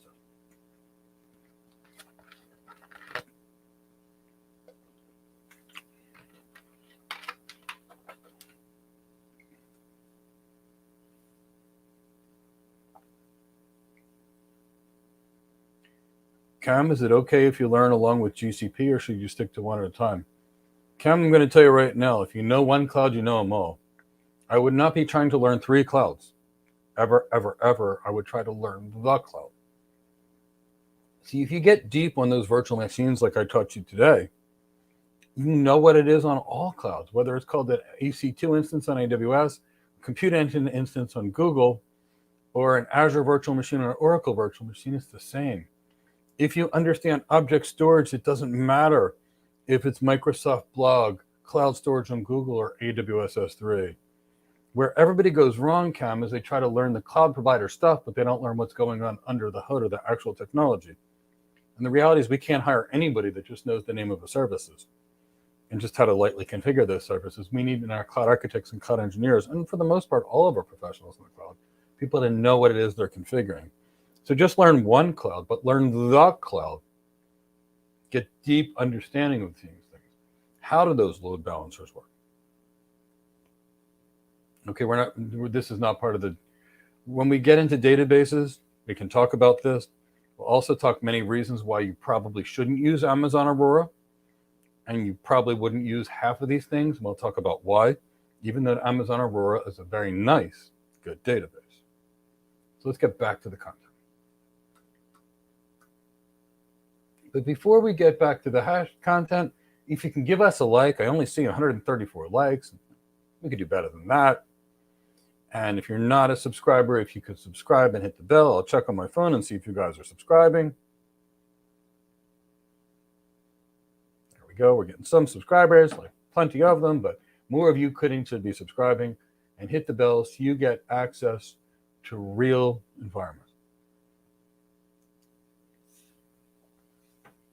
So let's talk about databases. Actually, before I get to that, let's come up with a hashtag.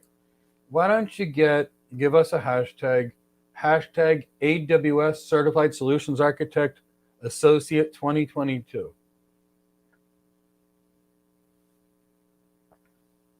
Hashtag AWS Certified Solutions Architect 2022.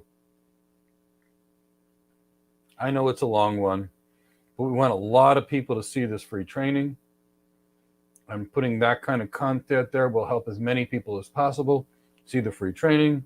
Ideally, spell it out, no abbreviations. Hit that like button and comment and subscribe.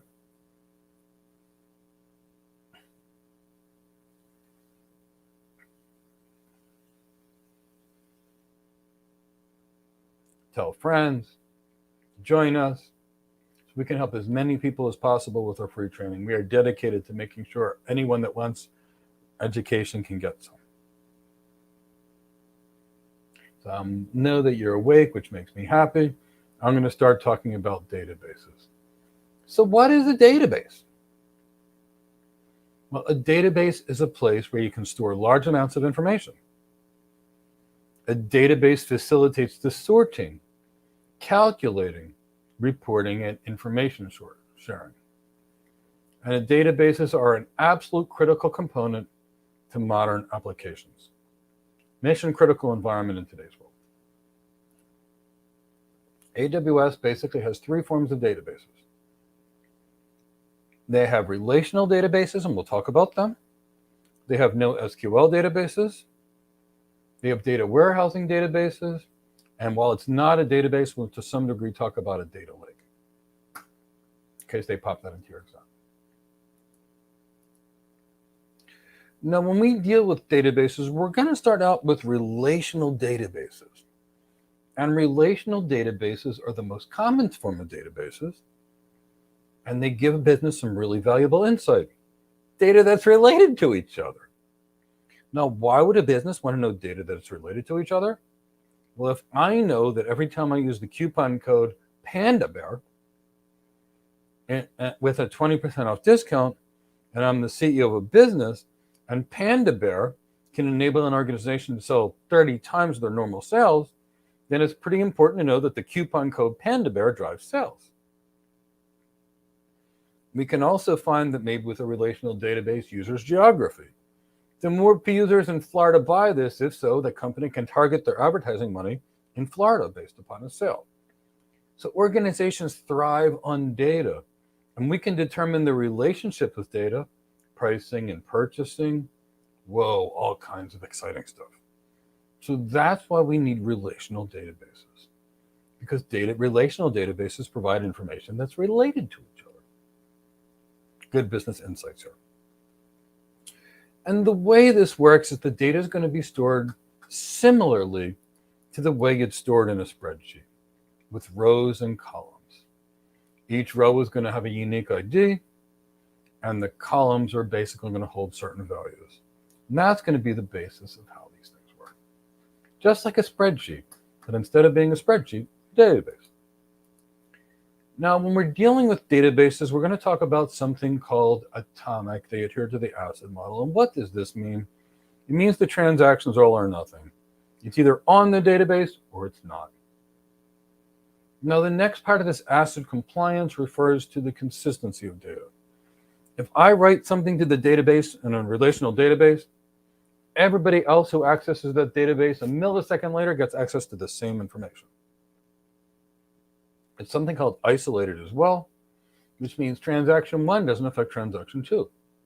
And it's also called durable, which means your data in the database isn't going to miraculously just disappear.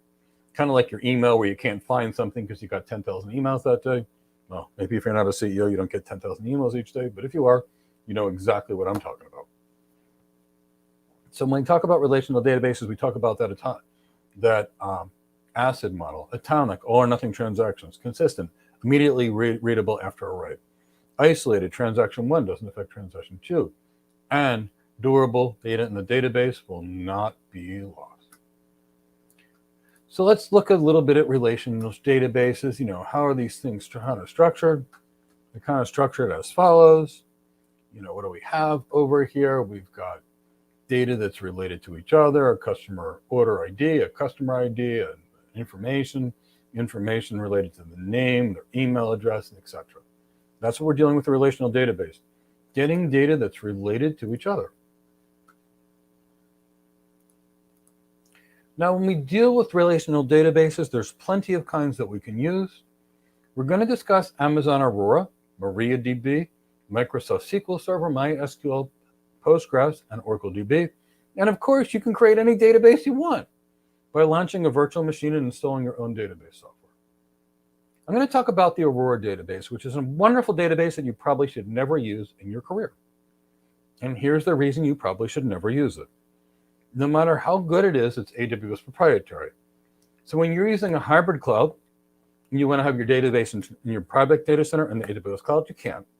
When you're going to be using the Azure cloud and the AWS cloud and the Google cloud, you can't use this because your information won't be there.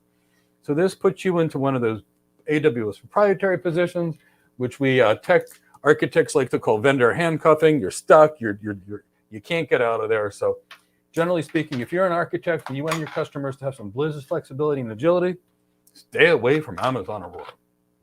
I would tell you to do the same thing for the Microsoft database, the same thing for the Google database, because it's proprietary.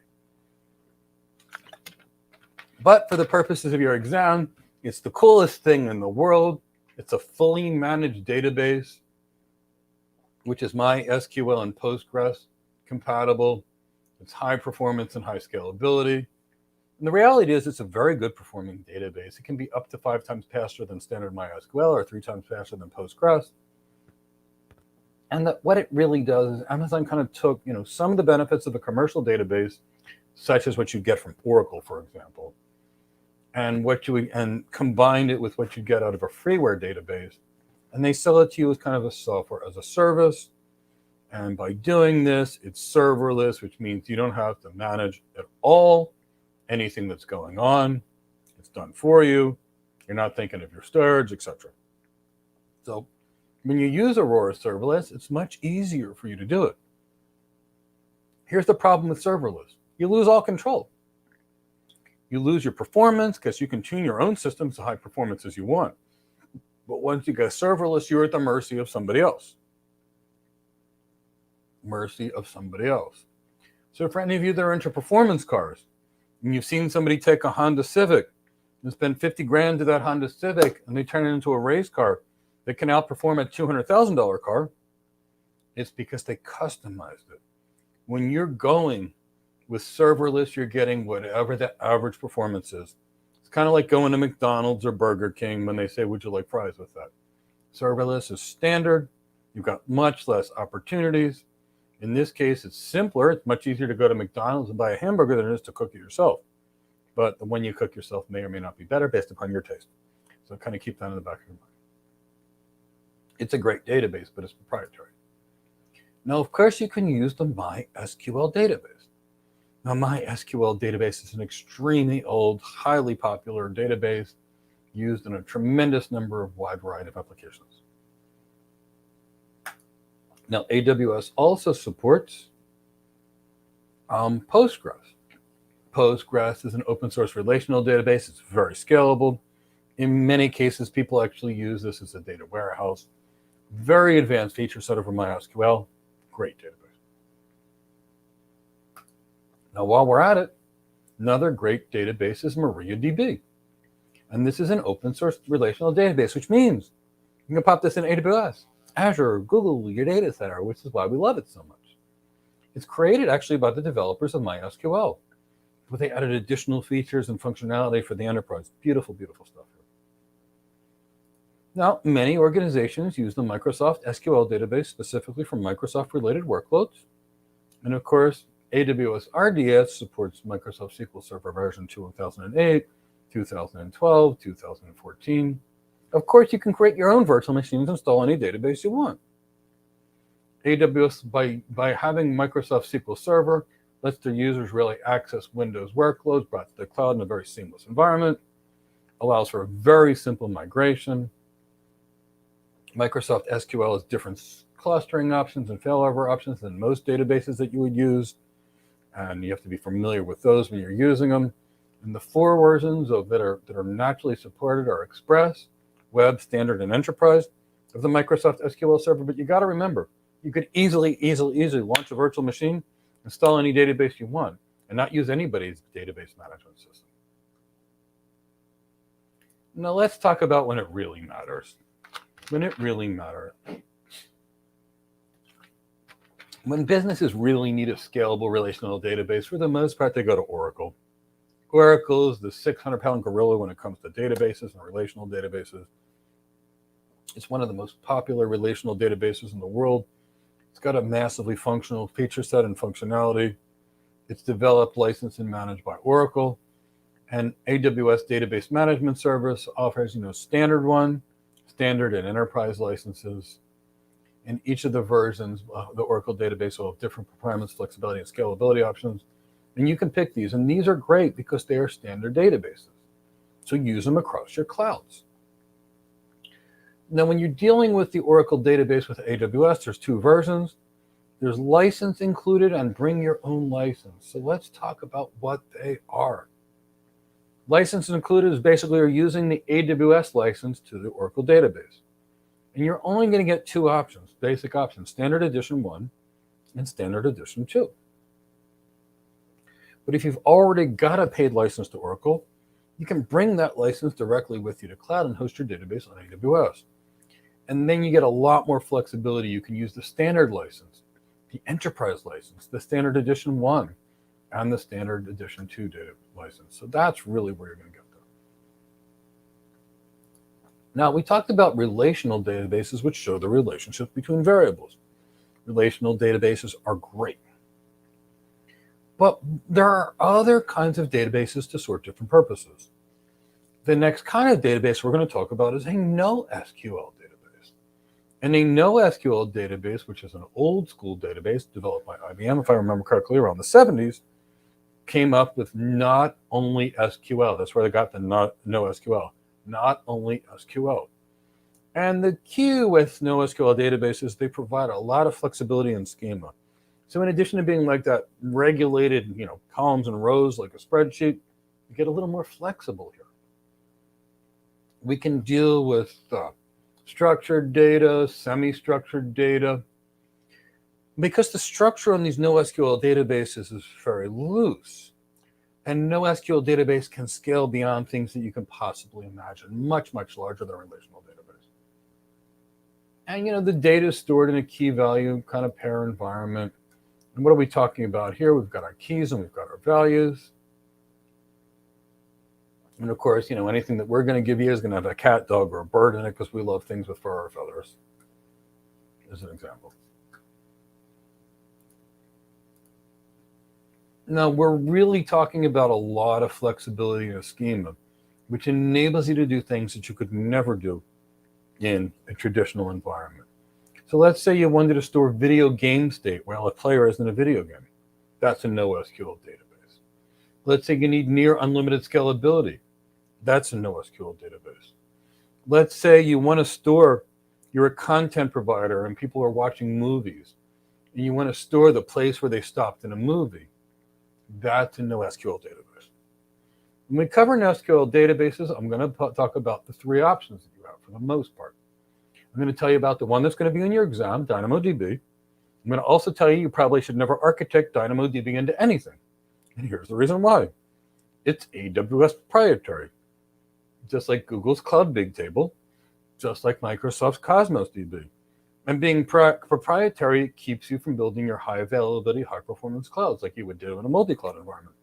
So if you're an architect, try to stay away from these things. Try to use an open standard, such as MongoDB or Apache Cassandra. But this is up to you. You can always architect any way you want. But it's on the exam, so we're going to talk a lot about DynamoDB. Amazon DynamoDB is the AWS branded NoSQL database. And truthfully, it's an excellent, excellent, excellent database. It's a great database. But it's proprietary, which means you can't use it on multi-clouds, which for we architects that are concerned about high availability means it's not usable. But it's on your exam, and if you're only going to deal with one customer, one client, and they don't care about system availability, they don't care what happens if a single cloud goes down, then you can use it. Now, in this case, DynamoDB is another serverless, fully managed by AWS environment. It's highly available as long as the AWS cloud is up, and your systems are placed naturally in multiple availability zones no matter what. It's serverless, so that means you don't have to manage the servers or the security.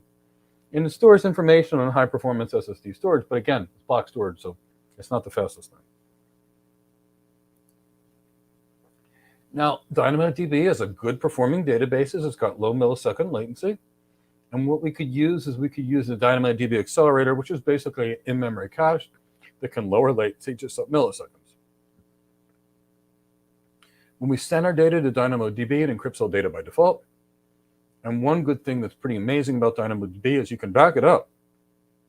It has almost no impact on performance. And we can set up our DynamoDB to replicate across regions, which is quite nice. But again, it's proprietary. Now, the way DynamoDB tends to work with, it tends to work with primary indices, but it can also work with secondary indices, in which allows applications to use different query patterns. Now, when you're dealing with a secondary index, it's basically like you partition the database, and you can have a local or global secondary index. Local secondary indexes have the same partition key as the base table. Global indexes can span across multiple database partitions. Now, relatively speaking, there's going to be some limitations on sizing. A single key can't exceed 10 gigabytes, but that's still pretty big. And to increase scalability, then DynamoDB doesn't adhere to the massive model at all, which means I might write to the database, and 3 seconds later, it might be available every place else. By slowing that down just a little bit, it can promote some extreme scalability. So it's going to be there. It's just not immediately available. Now, if you truly needed to, and you needed to make DynamoDB immediately consistent, where the second I write it, everybody else can read it, you can configure that if needed. But remember, it's designed this way for a reason, for scalability. Now, when you're dealing with DynamoDB, you really want to provision the capacity of it ahead of time. In terms of a capacity, what are we talking about? Read-write access to the drive where it's stored. So you're going to have to provision your read and write capacity. And if you don't, it won't be there when you need it. Now, you could potentially actually use something called auto-scaling as it pertains to your database. What do I mean by that? Auto-scaling, if you need more input-output operations per second, will scale up your storage to give you better performance. Problem is, it doesn't scale down when you're done. So if you needed it for a very short period of time, poof, it'll scale up, give you the capacity that you need, but then it won't scale back down, so you might be paying too much for long periods of time.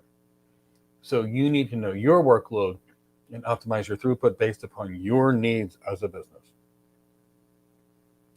Now, there's the ability to create infrequent access tables, which lowers the cost for usage.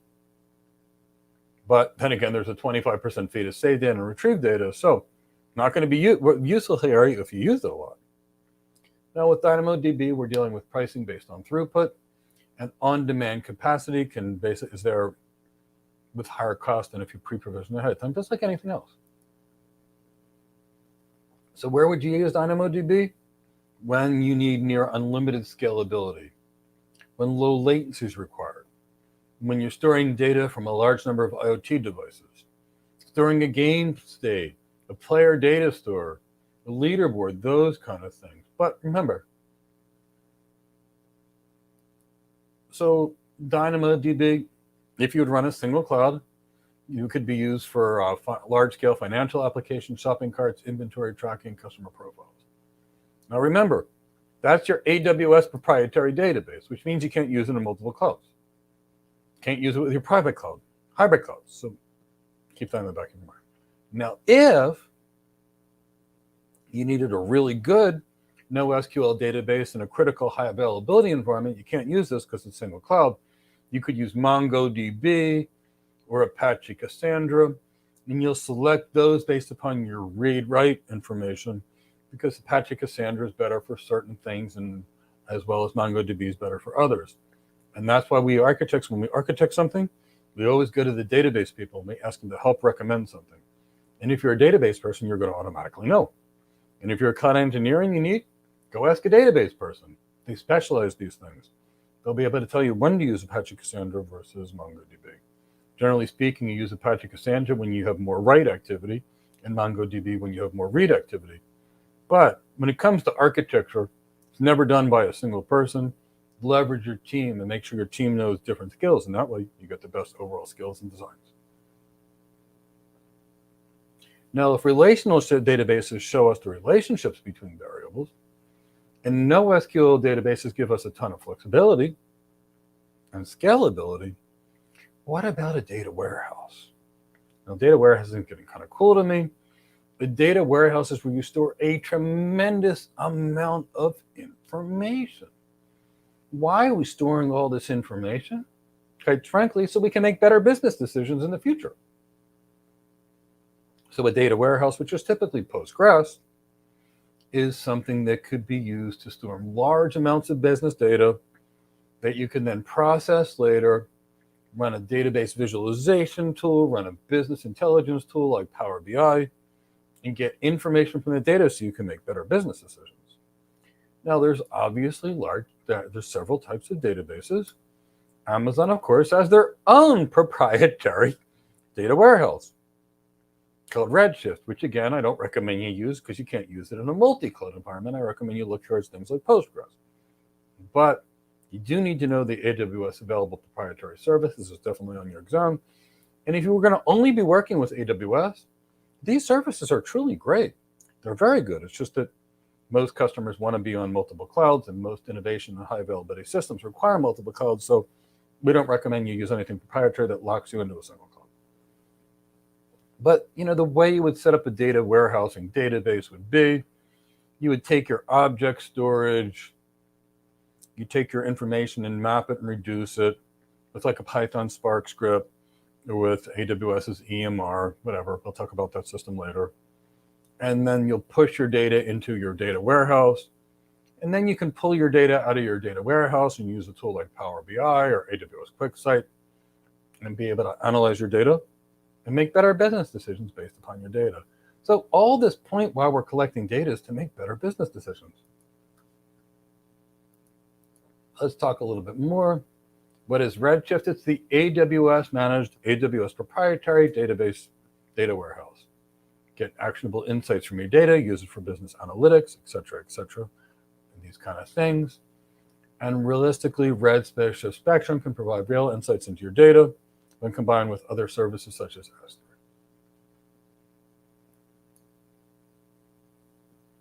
AWS will tell you to use Redshift because it's fast, powerful, and fully managed. Fully managed does offer you the advantage that you don't have to think about it. Fully managed also means you take away your control. Which hamburger is better? The one at McDonald's or Burger King? Or the one your grandmother cooked you? Or your friend who's a chef cooked you? One you've got control, and is cookie cutter. Both are fine. It's up to you in determining what your needs are. But if you're using Redshift, they can scale to petabytes of full data warehousing ability.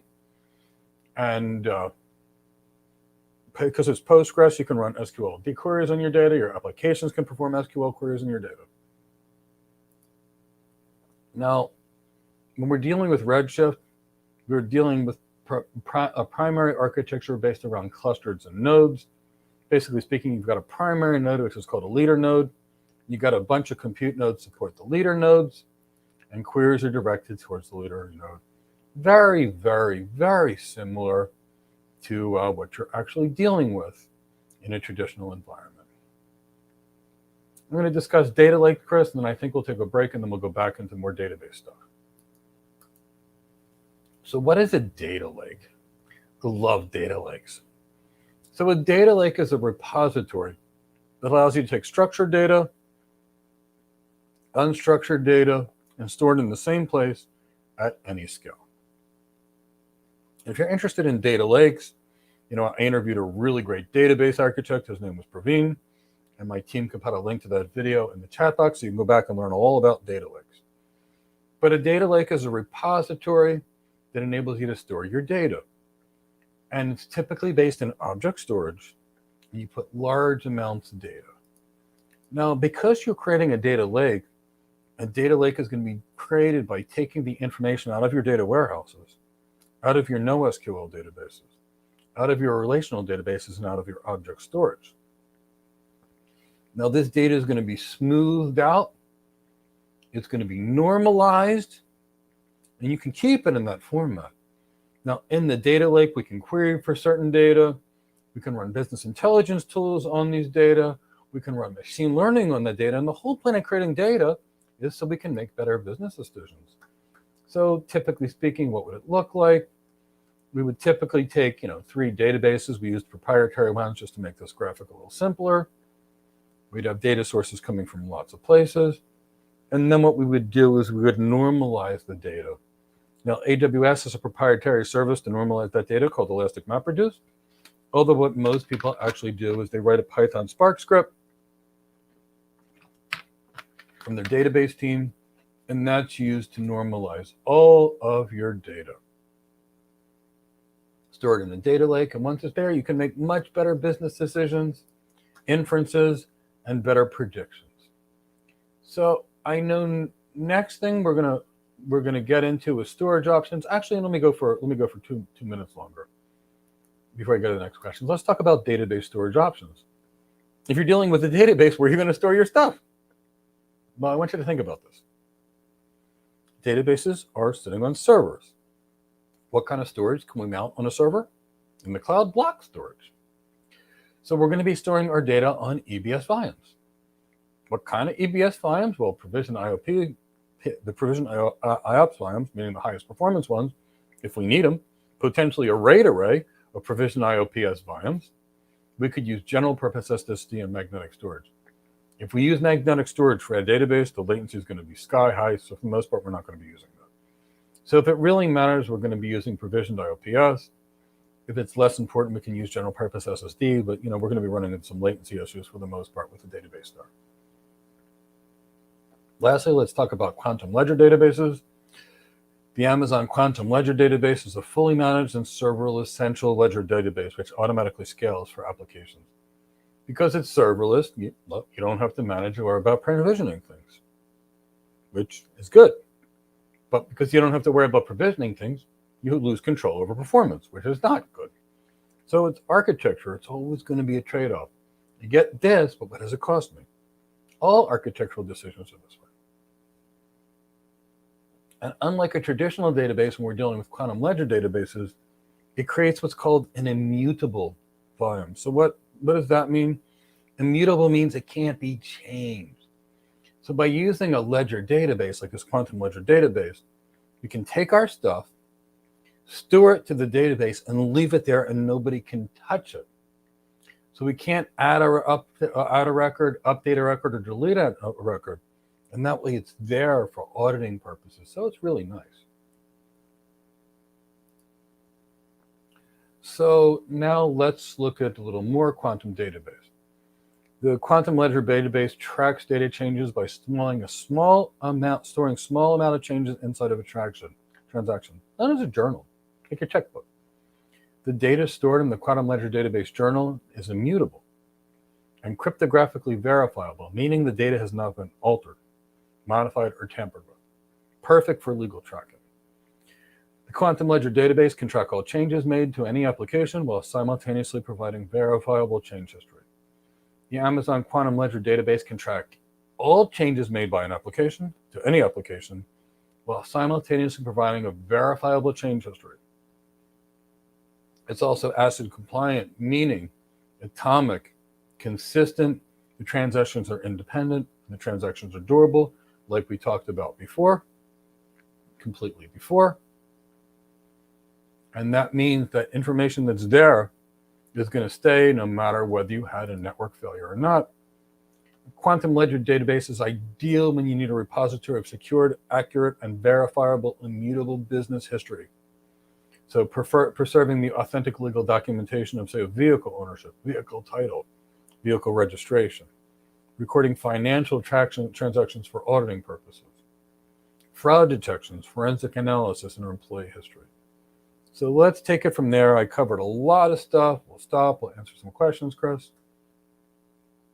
Before you do so, you can give us a like, subscribe, hit the bell, and then we'll basically be involved in we'll answer the next series of questions. So how long do you want to go with questions? Let's go for 10 minutes or so, 10 to 15 minutes. All right.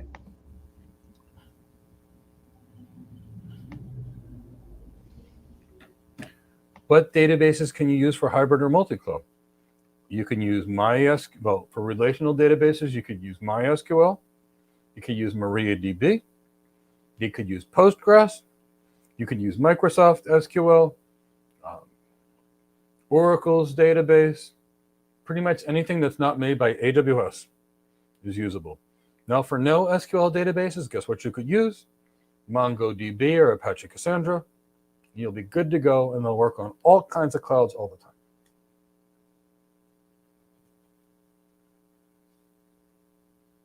What's the difference between data and a database? Data is information, or data. A database is a place to store your data. So kind of like, let's say you have a garage, and you want to put your car in the garage. Consider the garage the database, and your car the data. Carport if you're not in the US.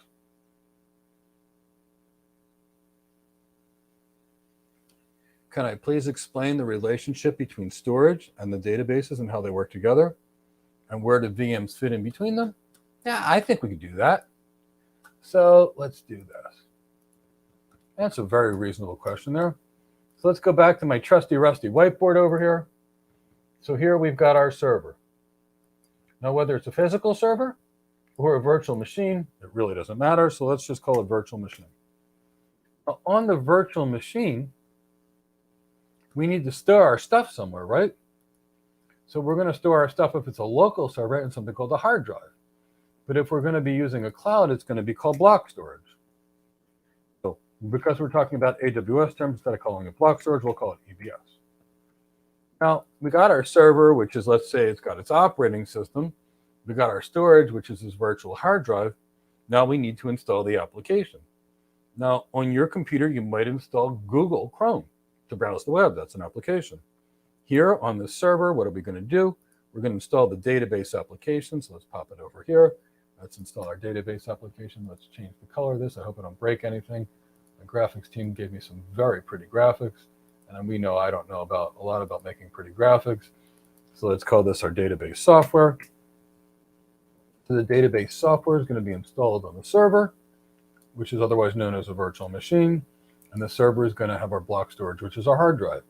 So this means the server must have enough CPU cores and memory to support the application, and the storage must be fast enough to actually store the data. Great question, by the way. Let's go to the next one.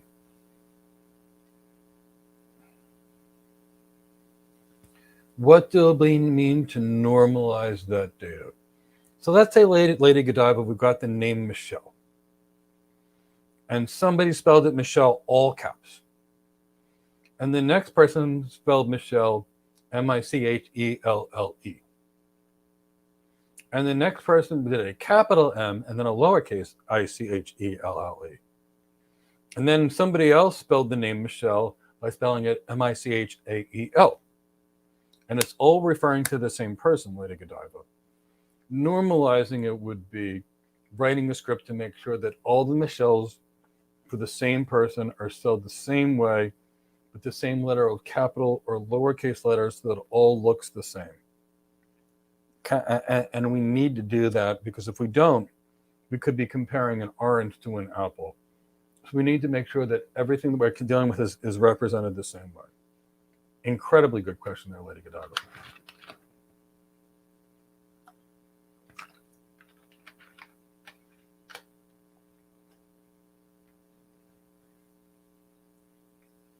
You could really use that data lake visual again. Have been struggling to get the concept to stick. Well, let's give you a little better visual. That was an overly simplified visual. So what are we really talking about? What we're really talking about is as follows. Let's say over here, we've got a relational database, got a NoSQL database. Let's say over here, we've got a data warehouse.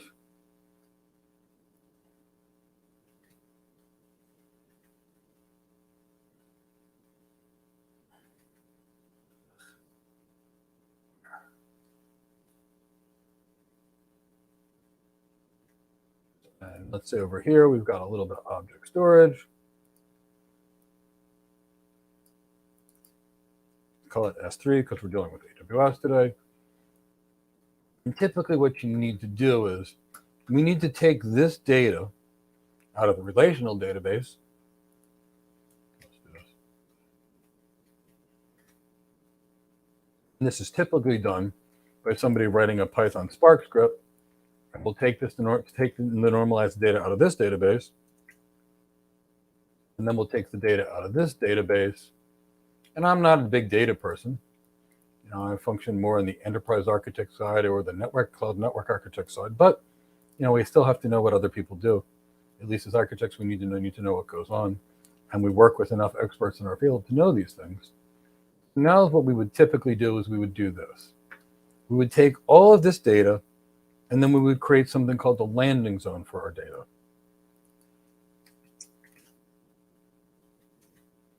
And what will happen here is we're going to take this. We're going to go from the relational database to this Python Spark script.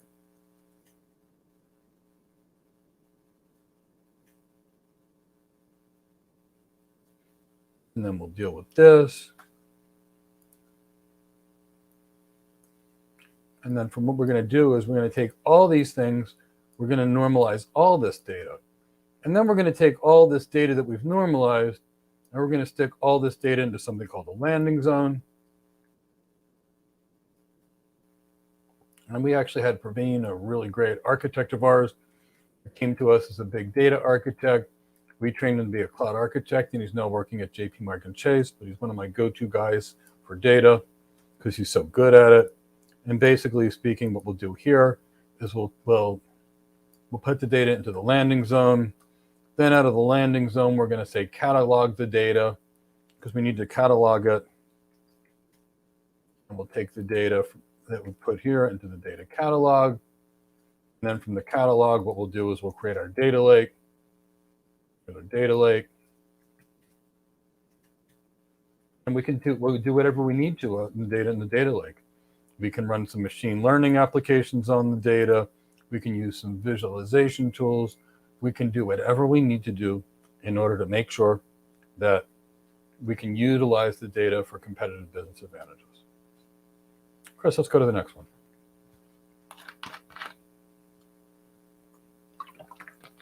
Isaac, are you charged to having your data? Of course you are. Your data is sitting there in object storage. And you may have multiple data catalogs and things, and you pay to store your data in object storage. And if you're using infrequent access, then you're going to pay to retrieve it and store it.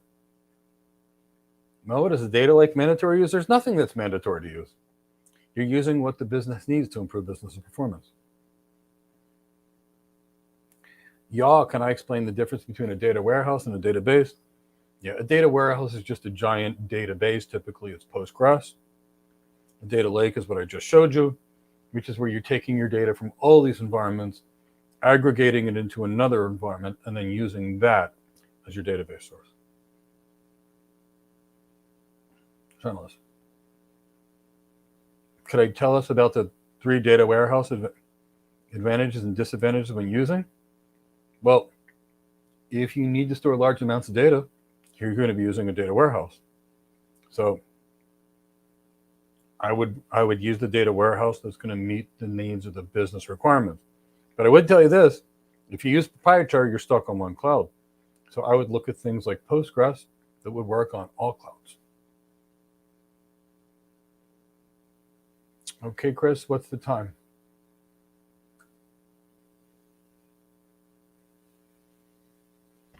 We still have about 5 minutes left. Okay, good. Let me answer a couple more questions. All right.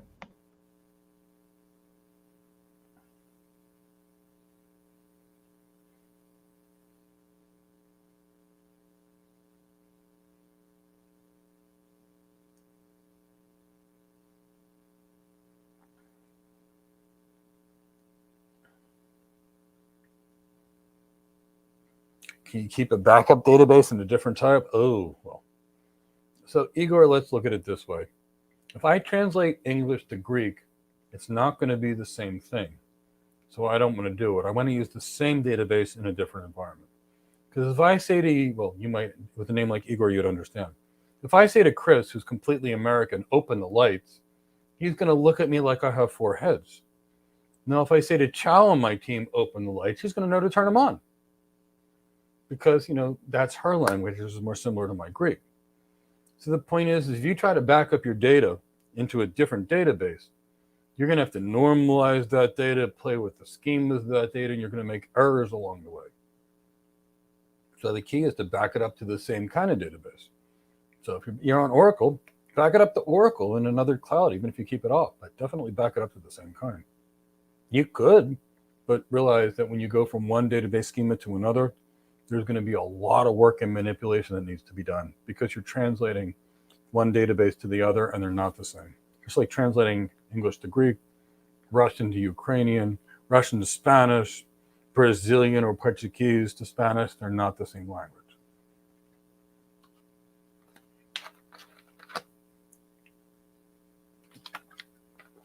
Superjet, no, higher throughput does not correlate to higher IOPS at all.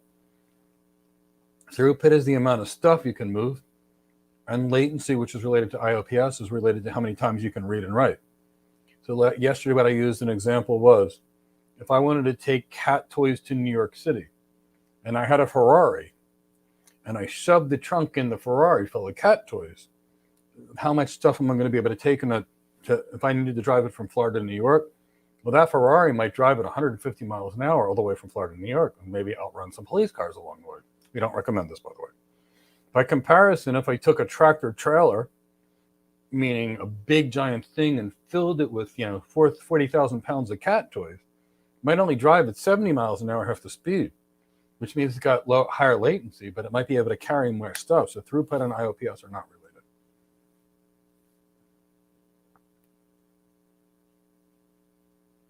Is there a scenario where data is stored in S3 buckets? Yeah, as we described, in a data lake, for example. And Redshift is a data warehouse, meaning the ability to store large amounts of data in a semi-structured environment to be able to rapidly sort it.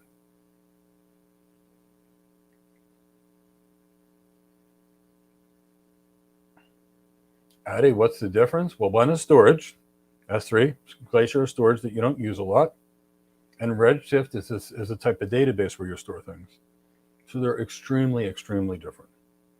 S3, you can back up your stuff. S3, you can distribute software.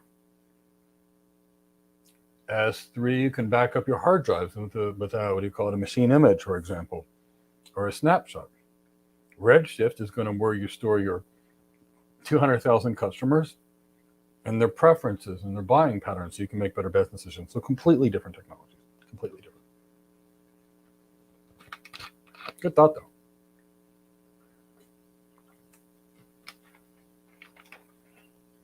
Is S3 faster than DynamoDB? That's kind of like asking me if a car and a rabbit are the same thing.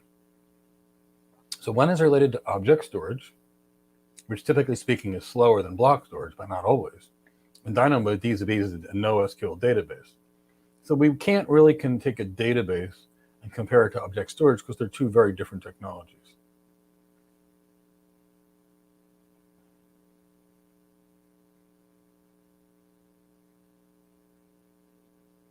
Can we say that a data lake is the sum of all data? No.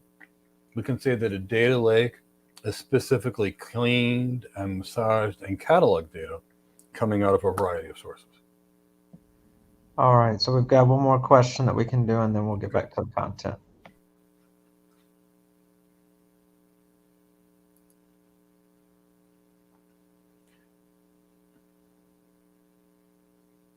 Okay, Lady Godiva had a great question. What if I wanted to use a great database or something non-proprietary? I can go to the AWS Marketplace and get, say, a Palo Alto firewall. I can go to the Azure Marketplace and get that same Palo Alto firewall. And I can go to the Google Marketplace and get that same Palo Alto firewall. And by using that same firewall in all three service providers, not using anything that's proprietary, I can have the same security policies and much greater security. So we can get lots of non-proprietary things from the AWS Marketplace.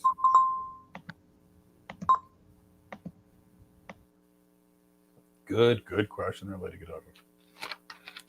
Okay, I guess we get back to the content.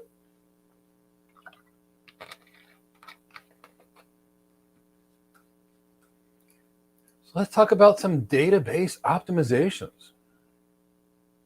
Actually, before we do that, if you give me a hashtag, AWS Certified Solution Architect Associate in the chat box, hashtag AWS Certified Solution Architect Associate, I'll know you're awake, alert, and oriented, paying attention, because I want to know that everybody's paying attention. That way I know everybody's going to get a great learning experience.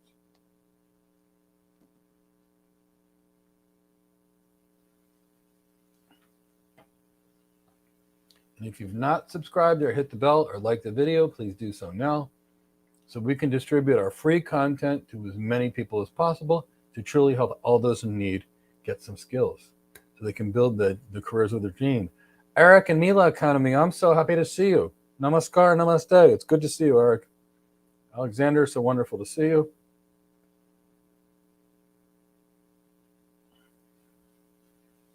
Super happy to see you all. Okay, I'm loving this. You guys are paying attention. You're awake, alert, and oriented. I know now that you're there, and I'm going to keep going. So now let's talk about some database optimizations. We're going to talk about some Amazon database optimizations. We're going to be talking about backups, automated backups, database snapshots, which I love, by the way, and encryption. So let's talk about how do you scale a relation. We're also going to be talking about scaling relational databases, which means we'll be talking about read replicas, caching, queuing, high availability databases, and multi-availability databases, and of course, multi-cloud databases is really what you want to do. Now let's talk about backing up your database. Let's say you put all your data in a database, right? And the database started to crash. That'd be a problem, right? If all the business's data was lost. So we're going to have to back up our databases. Databases are mission critical applications. And here's the really cool thing. If you're using any of the AWS databases, the backups are automatically done. It doesn't just back up the entire database. It backs up the entire virtual machine. So you got a server, which basically is your Smith system, your applications like your database and all your data. And it backs up the entire server into a single image file. I love this. Why do I love this? Because now you've got a full system backup. Now you can move that backup to another cloud. You can move that backup to another availability zone, another region, and poof, you can instantly launch this database with 2 or 3 clicks, and it's brand new, and it's got all your databases, and it's perfect. So that's why we love the way AWS does its database backups. It is truly, truly amazing. Now, what will happen is your databases will be backed up automatically, and you can retain their backups from 1 to 35 days, or you can move into your own object storage bucket and keep it there forever. And the backup is going to happen during a defined window each day. And during the backup process, the performance of your database is going to be severely degraded or potentially even unavailable for a second or two, but that's okay because you're going to have a full copy of your database. And the way this works is it's going to be creating a snapshot. And a snapshot is really just a point-in-time copy, an exact block-by-block copy of the hard drive, the block storage that you're going to use, which could be turned into another virtual machine. Now we can maintain these database snapshots until we delete them, and that way we can bring a database back anytime we want.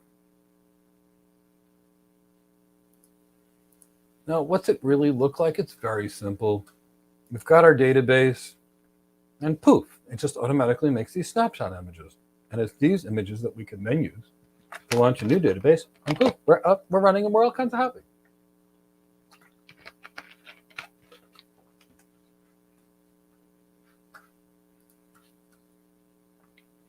Now, since we've got a database snapshot, what happens if we ever want to restore it? This is where the beauty comes in. You restore it by basically launching the instance, the machine image you just made, and magically your system comes up, applications installed, database installed, and guess what? It's up and running. Now, the only difference is it's going to have a new IP address. And because it's going to have a new IP address, it'll have a new DNS address. So if you have a catastrophic backup, you come back to one of your EBS snapshots, your database snapshot, it's going to come up, you're going to have a new IP address and a DNS address. So whoever's doing your applications will need to update the application to point to the new address. And it's up and running and you're back and your business is fully operational. So it's just going to look like this. We take our snapshot and automatically we've got a new virtual machine, also called the new RDS instance, and everything is running beautifully.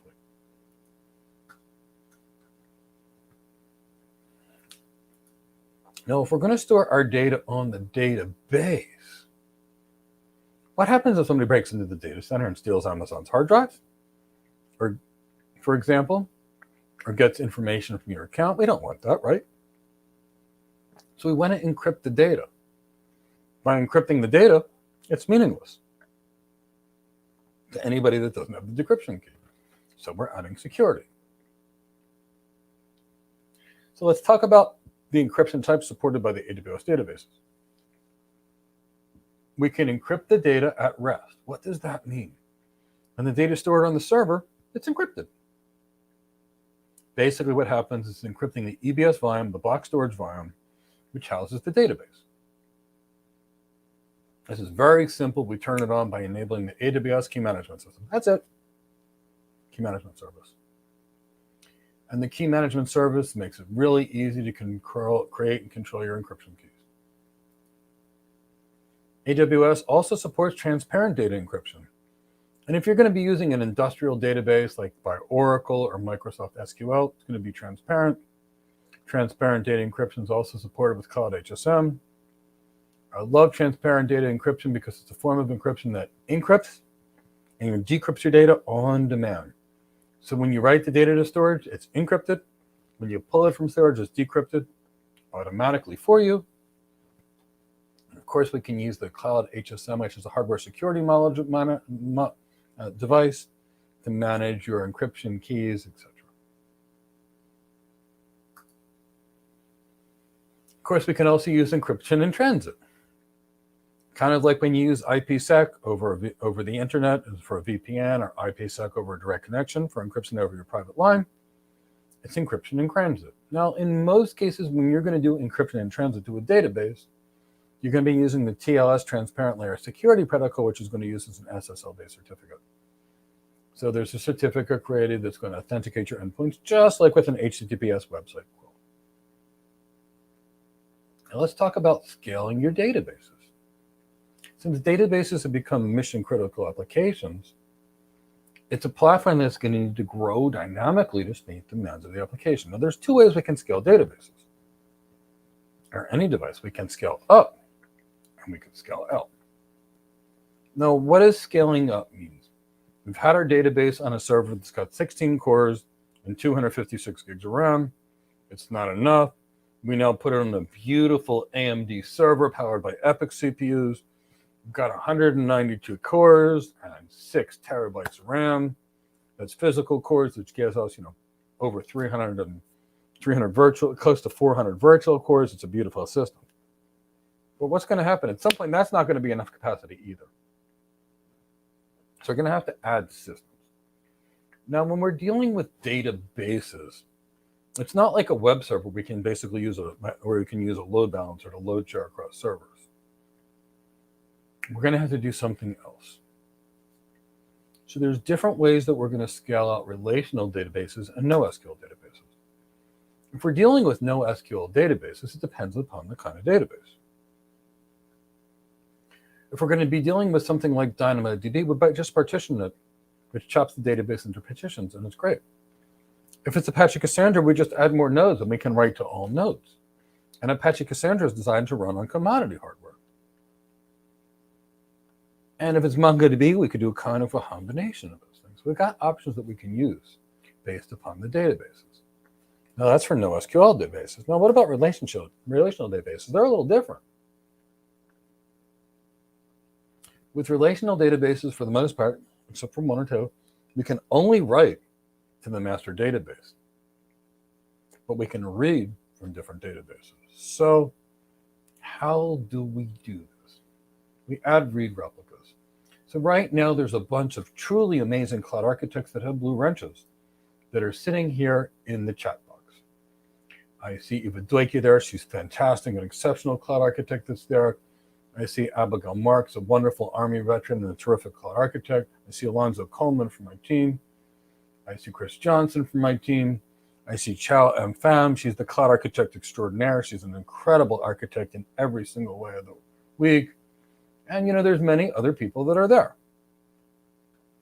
And they're answering your questions while I'm presenting, because I can't look at a chat box, talk, and type back at the same time. It's not feasible. So they're kind of like read replicas. What do I mean by read replicas? They're answering questions while I'm writing or presenting. And I'm grateful to have these wonderful, wonderful, amazing people helping me today, as also being part of my community. So when you think about what's going on, the way you scale a relational database is as follows. You add additional people. So Chow's out there helping people right now, and while Chow's answering people's questions, I don't have to think about it. She's offloaded the read work from me, making life simple and elegant for me. And because now I only have to focus on presenting, not all that work. So read replicas are ways where you add additional compute to help with scaling. So when we scale out a relational database, it's by adding read replicas. So what is a read replica? It is a read-only copy, except in MariaDB, of your database instance. Now it's synchronized in real time, meaning real time, which means something gets written to me, the master database, and Chow and Eva Doikia and Chris and Alonzo and Abigail. They can answer you immediately because they can see it. So now we've got 5 people answering your questions. I'm not thinking about the questions. And what does that give me more focus on? Presenting.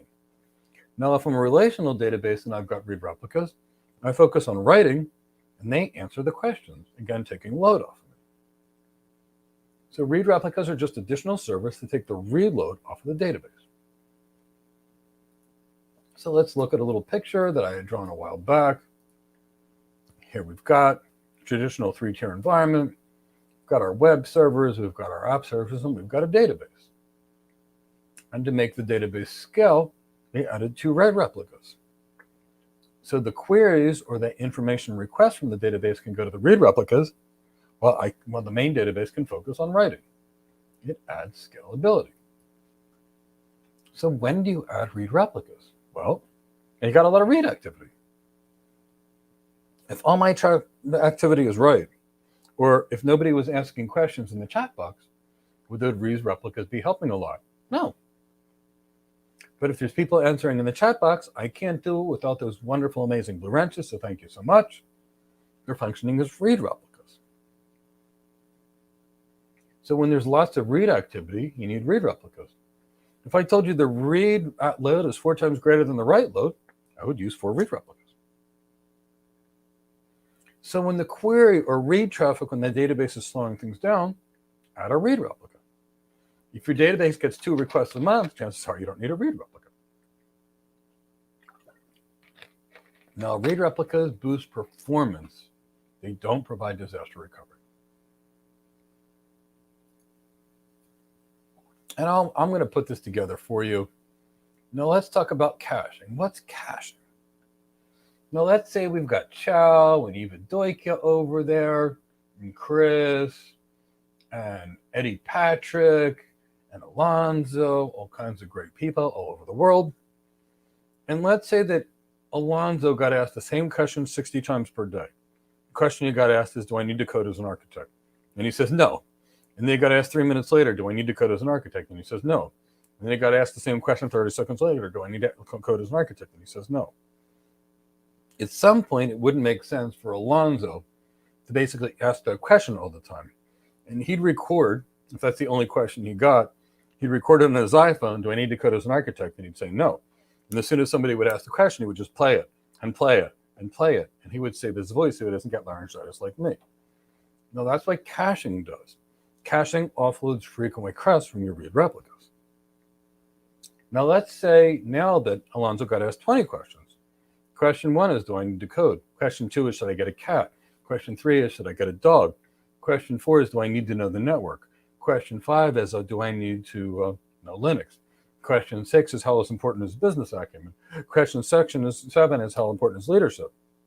Now, obviously, he couldn't answer the same question and push a button every time to answer the same question.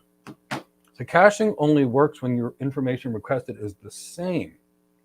The same.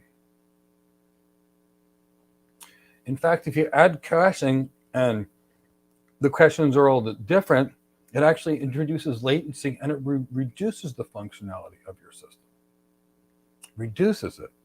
So caching is good, going back to the situation for a line that's asked 1,000 times a day. Do I need to code as an architect? No, no, no, no, no, no, no, no, no. So there's that. That's why we use it. And what is caching really? It's a service where we take access of frequently accessed information and we store it in DRAM or memory so we can just serve it to people as needed without affecting our compute capacity. And that's what we use. So caching, or any kind of caching, whether it's content delivery networks, whether it's volume gateways in cache mode or database caching, is really sending requests for the same information to an intermediary stop before they get to the ultimate people that are going to answer it. Now, just like a content delivery network, to protect against stale data, the cache won't keep your information in there forever. But remember, caching will not help if each request is unique. So you need to know your data patterns before you recommend the caching in your architecture. You always need to know your business requirements, otherwise you never know what to do. Now, when it comes to caching, there's 3 ways to do this.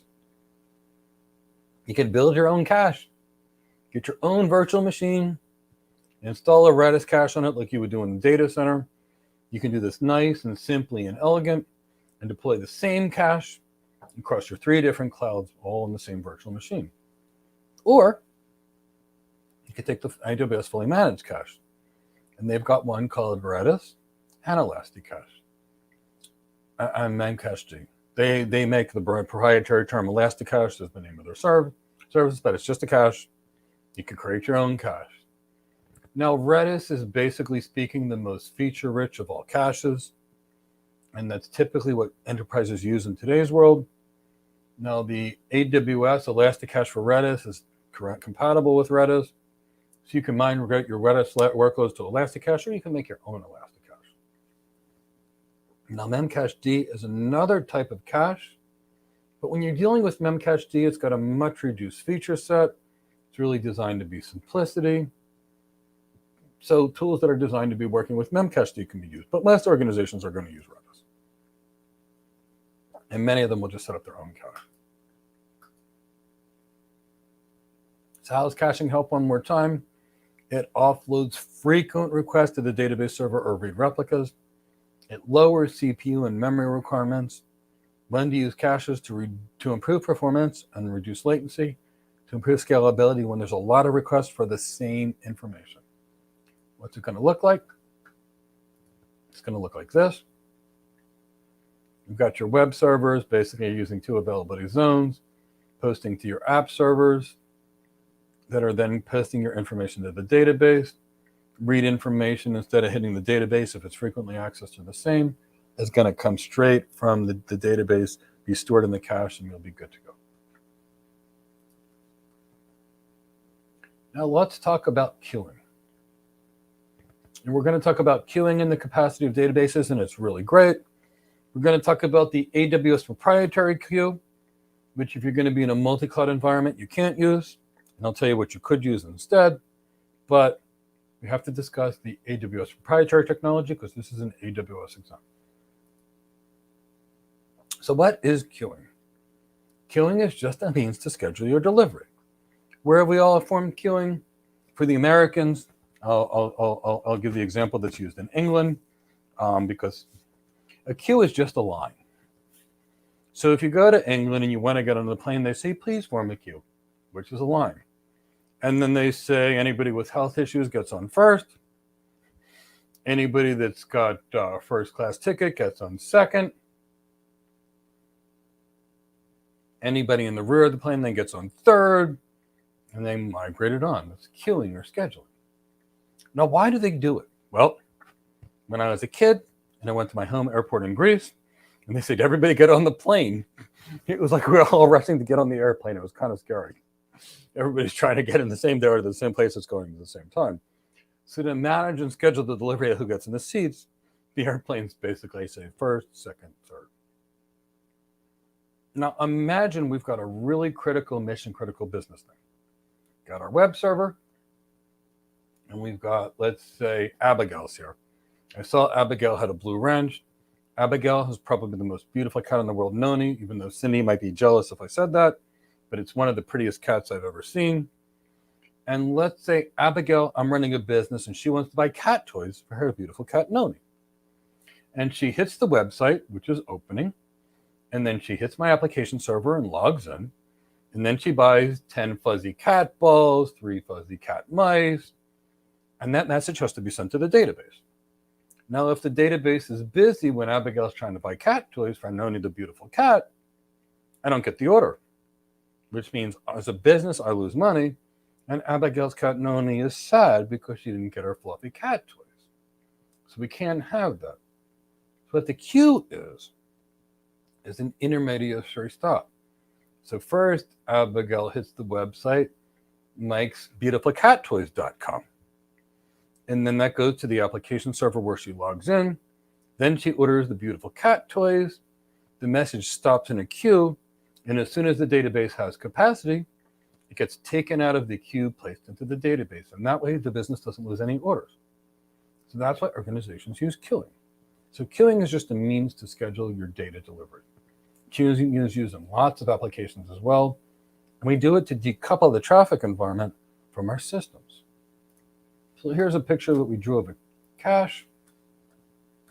Sender sending, of a queue, Sender sending message into the queue. I've been talking about a queue. The message deposits in the queue. When the receiver is ready, they pull it from the queue. And then the data, the message is removed from the queue. So simple, elegant environment. Queuing is used in everything from networking to applications to databases to jumping on an airplane. Now, when you use Amazon, you've got two queues. They've got the Amazon Simple Queuing System, which is their proprietary queue. It's a pre-built queue, which means you shouldn't be using it if you're dealing with multi-cloud. If you're dealing with multi-cloud, you've got Apache Kafka, and you can set up the same queues across all your clouds, but this is the AWS proprietary one, which is going to be what's on your AWS exam. Now, with the standard queue, they use what's called FIFO. As soon as the messages come into the queue and they can be drained, they're drained out of the queue. Fastest in, first out. I'm sorry, so first kind of queue is a simple queue. Fastest in, fastest out. Fastest in, first is out. And why do we use a standard queue? It's the most scalable and it's the fastest. What's the problem? There's no guarantee of message delivery. Now, does it really matter if I'm getting 100,000 orders for cat toys? If Abigail's cat comes in before Chris's cat, who comes in before Michelle's cat, who comes in before Mike's cat, as long as all the cats get their cat toys? No, it doesn't matter. But if I had an application that was dependent upon the messages being correct, we could, with SQS, we could create what's called the FIFO queue, or first in or first out. A queue where message 1 comes in, then message and goes out. Then message 2 comes in and goes out. But when we do that, we're losing the cost of performance. Because what if message 2 is 10 times greater than the size of message 3, 4, and 5? Then it slows everything down. Now, how does this queuing help? Well, let's walk through an example. Let's go look at the CPU performance of systems. So let's go back to our 3-tier architecture here. We've got our web servers, app servers, our queue going into a database. And here we go. We're going to be coming into the database to buy nothing other than cat toys. So if we don't have a queuing system, our traffic orders aren't going to be normal. Maybe we get more orders at breakfast, during lunch, and those kinds of things. So what have we chosen to do? You'll see your CPUs are going to spike up and down and up and down and up and down. And we're going to be reaching times where our CPU performance is 100%, and our disk performance will be 100%, and we'll lose messages. And we're going to have other times where our systems are going to be sitting idle and everything's good. That's not a good situation. By adding the queue, what you can see is we can smooth out the CPU and disk performance at maybe 40%, as opposed to going from basically 20% to 100% and then down. And as you can see, messages come in from the web server to the app server. They get dropped in this queue, and they get placed in the database when needed.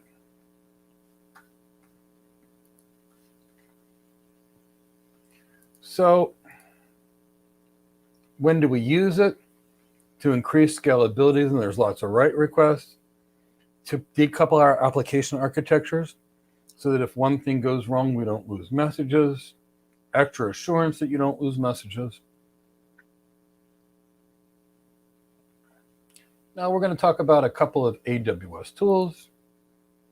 Now somebody asked me about, hey, how do you take your information from one database? Could you back it up to another database? And I said, you wouldn't want to. But what if you are migrating your data out of one database to put it into another database? Or you're pulling out data out of your database to do something else? Typically, you need some form of tool that's designed to do it. You can extract your data, meaning it pulling it out, transform your data to be in whatever format it needs to be in another database, and then load it into another database. Now, every database has their strengths and weaknesses. One database might be able to be more scalable. One gives you better information between variables to make a different kind of business decision. And we're going to need to be pulling information from databases to another. Now, the less of this we do, the better. Because anytime we translate something to something else, we lose something. Now, in Greece, if someone says, I'm going to change your life, that means they're going to beat the living daylights out of you, and it's not a good thing. But if I told Chris, I'm going to change your lights, he'd say, oh, you're going to come to my house and choose light bulbs. And I'd say, yeah, I'm going to come bring you fancy LED light bulbs. Never have anything negative to say about Chris, my chief operating officer. He's amazing. But what we're talking about is, that's the problem with these ETL tools. When we pull something and go somewhere else, things don't always translate. Now, Amazon has their own fully branded ETL tool. Of course, there's other very good commercial tools in the industry that are designed by database companies and special ETL companies. What to use, that's up to you. But Amazon has an ETL tool called Glue, and it is their branded ETL tool. And it's used to pull information from one database and put into another one. Amazon is a fully managed serverless ETL tool. They call it Glue. And basically speaking, you point Glue to where your data is stored. It discovers your data, creates a metadata catalog. And after the data is cataloged, it's query and searchable. And from there, whether you want to copy your data, load it into a database, data warehouse, that's kind of your thing.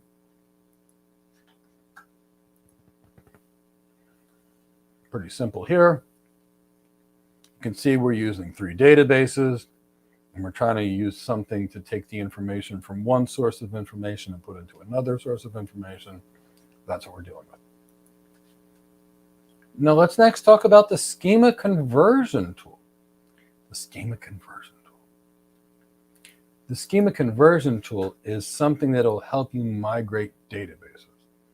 So the AWS schema conversion tool, SCT, is an AWS managed service that simply simplifies the moving of one database engine to another. So if you were going to your Oracle database in your data center and you wanted to move it to Amazon Aurora, you're going to need to get your data out of Oracle and into Aurora. And that's what the schema conversion tool is designed to do. When you migrate a database to AWS, the schema of your source database is going to be analyzed.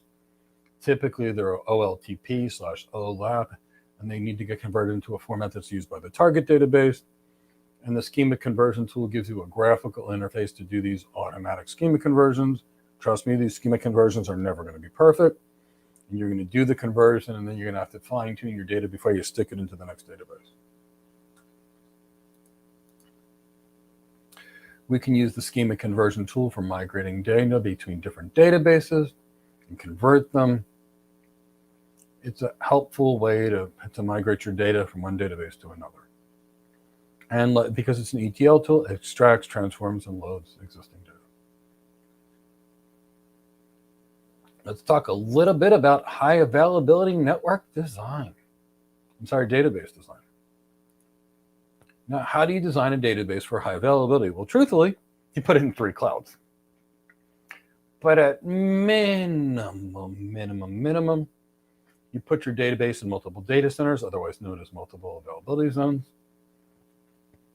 Remember, AWS divides their network and their systems into regions and availability zones. Regions are a large geographic area like a continent or part of a continent, and availability zones are data centers inside of those continents.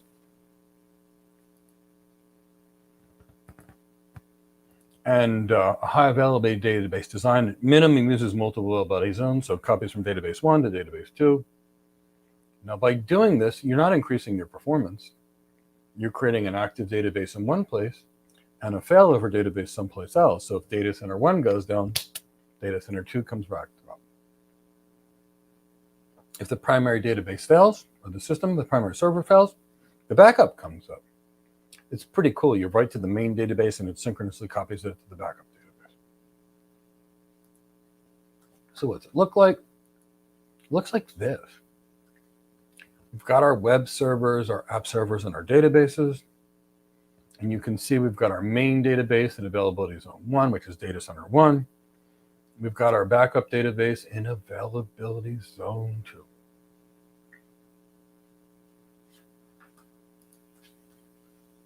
So what will cause your multi-availability zone database to fail over? Well, your database dies or fails, switches over. It's kind of beautiful. One of the data centers has a power outage or a network outage or any kind of outage, you switch over to the next data center. You change your database instance type, poof, it's going to swip you over to the backup, which is beautiful. You put the database under maintenance, like upgrading the operating system or patching. It's going to send you to the backup. Or if you manually reboot the system, like with a reboot with failover, then poof, you're going to go to the backup system. Now, the next topic that we're going to be cover is networking. But I feel like it's probably worth taking a few minutes of questioning. And depending upon how many questions we have, maybe end here today. So let's get to some questions on the databases.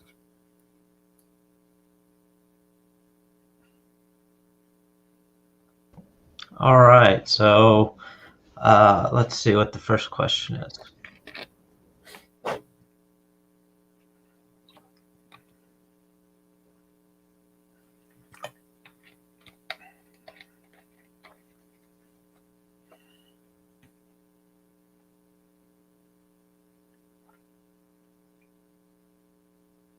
I don't understand the question, Chris. Do you understand the question?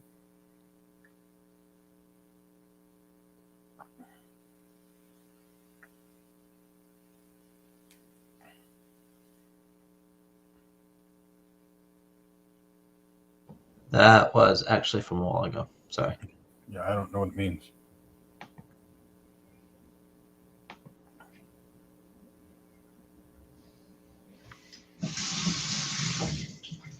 Elasticache is just a cache. So Elasticache is basically a Redis or an Memcache cache that you stick in front of your database to cache your database information. A content delivery network is a network that also has caching servers that are used for web pages spread throughout the world. Elasticache, or any kind of Redis cache that you would use yourself, is the type of cache that you would use for your database. The content delivery network would be what you would actually use for spreading your web applications throughout the world. And CloudFront is basically the AWS branded content delivery network, and we'll explain much more of that. We're going to spend several hours on it.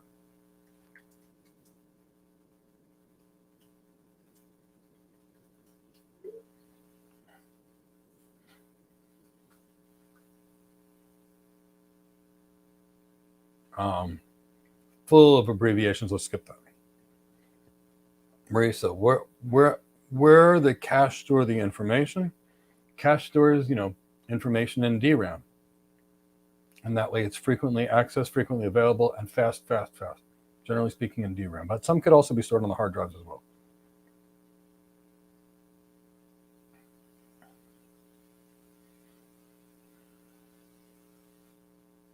Rajesh, the database switched to backup alternative. No, that's very quick. If I understood the question correctly.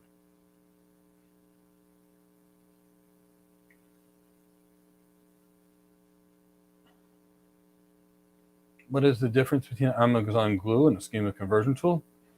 Amazon Glue is an extraction, translation, and loading tool, which is more used to extract information from one database and load it into another. It's more used in a big data environment. And a schema conversion tool is what you use to migrate your database. How do you migrate your data from Oracle to Amazon Aurora?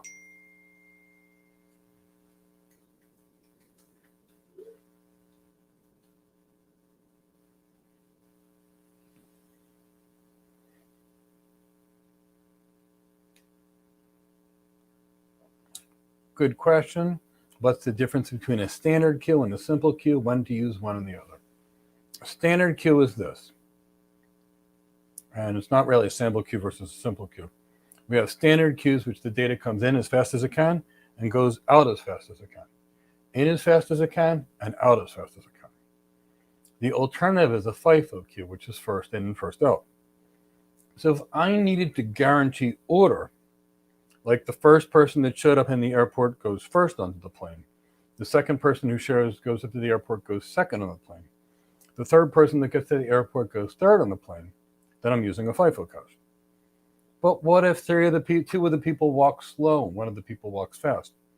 A standard queue, which is how can we quickly and effectively get as many people on the plane as fast as possible? So do you need order of your things? If you do, use a FIFO queue, first in, first out queue.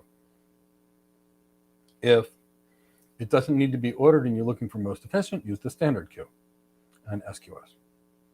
Of course, you can also do all this in Apache Kafka and use that same queue in multiple places at the same time, multiple clouds. Of course, you would put your Apache Kafka on a virtual machine in all clouds.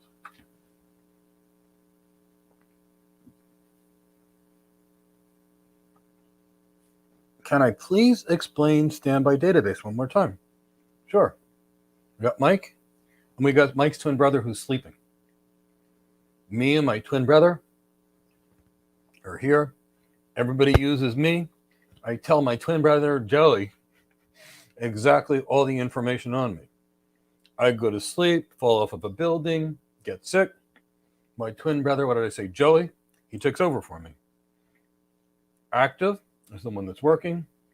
Standby is the one that's sleeping and comes back when the main guy or main girl or main database falls asleep and needs to be replaced.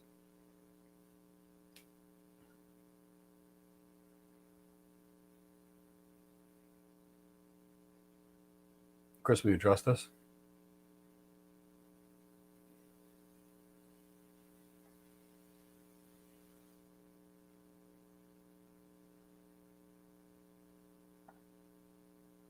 How is the determination made on what to cache other than, well, you can only cache things that are frequently available.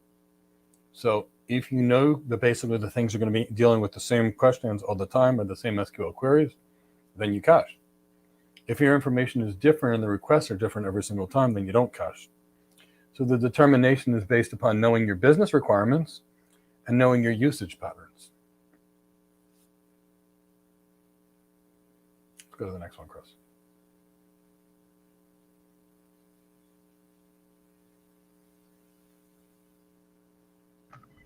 So don't worry about that last part in parentheses. How does one encrypt data at rest?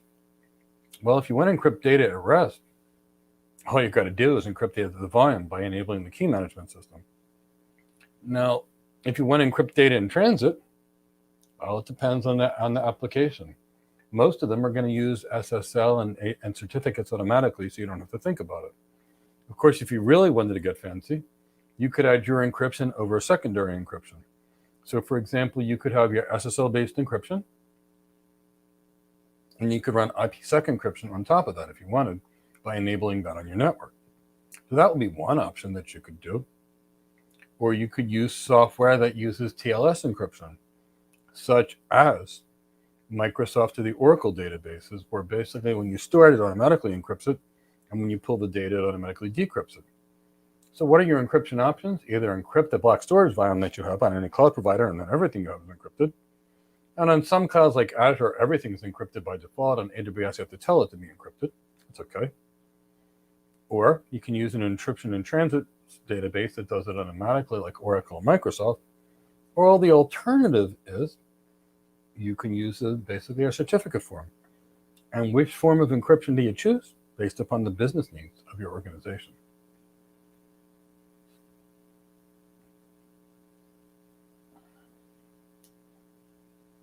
How do you design a database to achieve zero downtime?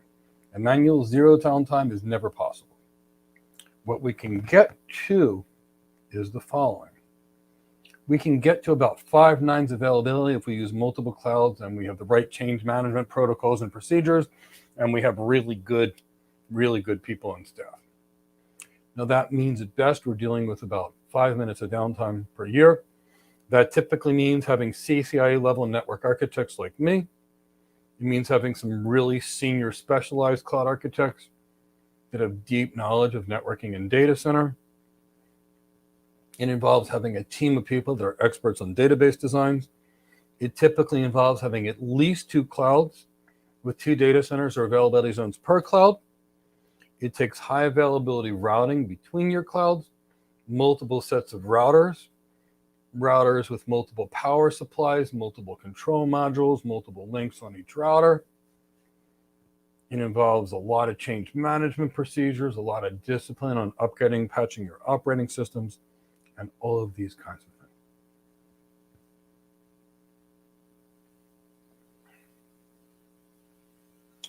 So we can talk about that, but that's at least a 20-hour conversation. And that's why we kind of reserve those kinds of things for the Cloud Architect Career Development Program. Because your question there is 20 to 100 hours worth of training to answer how do you build a 5 nines highly available system.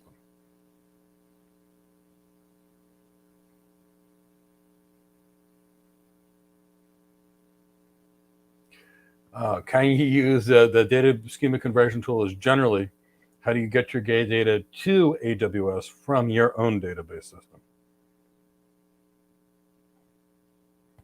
If you're not, you're going to have to come up with some Python Spark script kind of thing, and then you're going to have to pull it out manually. And that's why I say don't use an AWS proprietary database. Use an industry standard database. You're not going to be dealing with converting one schema to another. You're going to be using the same one on multiple clouds.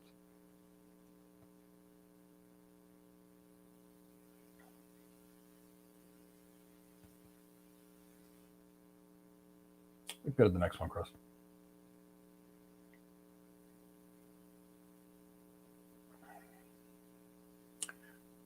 Each database snapshot, I believe, is a full database backup.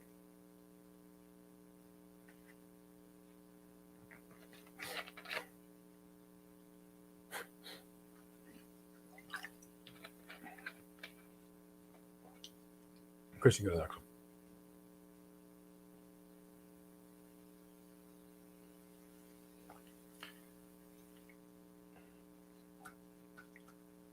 So I'm trying to determine the next best way that we should move forward.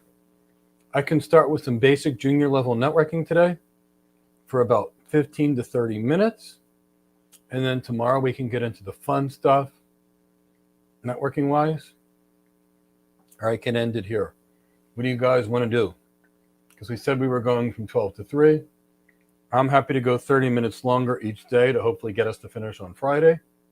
But, what's your preferences as the audience?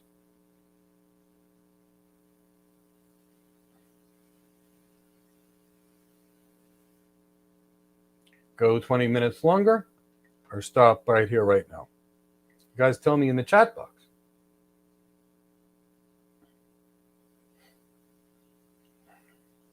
I just decided to try the poll function in the chat Love box. it.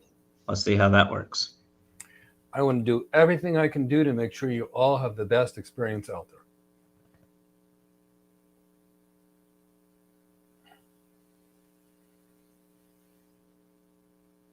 So far, 65% of people are asking me to keep going, start off with some junior level networking, get into some better stuff tomorrow. So let's do it. Let's get through a little bit of introductory level networking. Hold on, only 30 people have voted. Oh, are you serious?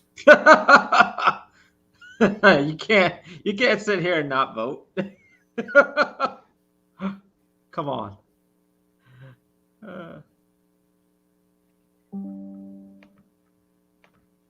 All right, now we're up to 50. There's 200 people here, and only 50 have voted. Well, we have to make sure people are awake. Right, so 60 have voted now.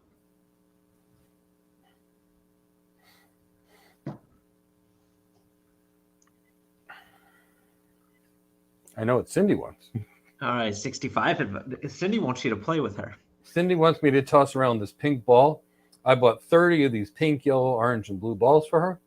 And she now runs around the house chasing pink balls, puts them in her mouth and carries them and puts them all over the place like my pillow.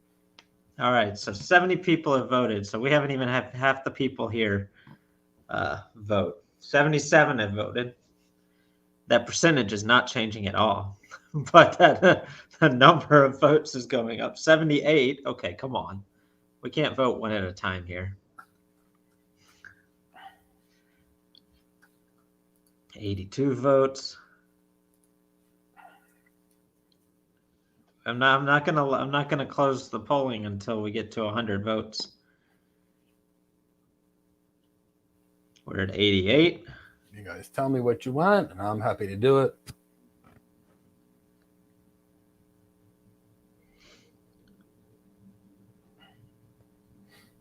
$93 votes.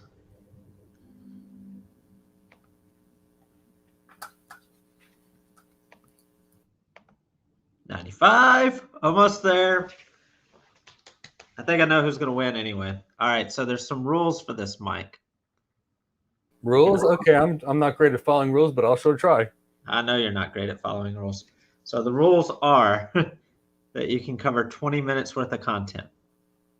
I'm not going to go beyond 20 minutes because of the voice and the laryngitis. Right, I know. All right, so we are at 98 votes. I need 2 more votes.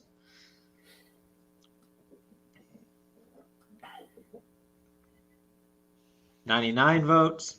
They are dragging it out for us, Mike. I think they're trying to give you a break. I'm happy. I just want to deliver. 104. There we go. All right. All right, let's go for 20 minutes. I'm going to basically talk a little bit about IP addressing, a little bit about the OSI or Open Systems Interconnect modeling. I'm going to touch on subnets without getting deep into them, briefly talk about route summarization, and then we're going to stop there. I'm going to tell you right now that we know that this is going to be, we're glancing over these things. I'm also going to tell you that the AWS Advanced Networking is too junior for what you guys need to know. So next month, we're going to do an AWS Advanced Networking course plus the stuff you need to know.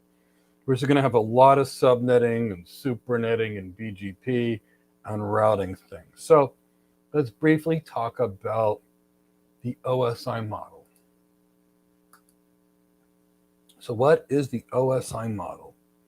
Well, for network architects like me, network engineers like I used to be, and anybody that's designing systems, we need to have a common language or lexicon. You want to get kicked out of a chief information officer's office and fired in about 3 minutes? Tell him about your EC2 instances and S3 buckets. He's going to laugh at you, or she's going to laugh at you because they're going to say, I don't know what that marketing babble is. Now, by comparison, if you walk in that chief information's office and you talk to them about their 10,000 virtual machines and their 6 petabytes of object storage, now you're speaking the same language. When we speak different languages, we have errors. So when it comes to system design or system troubleshooting, we must speak the same language. While we're at it, since we're going long, everybody please give me a hashtag AWS Certified Solution Architect. So now we must speak the same language, a common lexicon. So Alex is here, Alex is Greek. If I say Alex posisa simera, he's going to say imadaxi posisa makis, because we're speaking the same language. But if we had to translate that into another language, things got lost in translation. So when we communicate the network, we have to communicate it in terms.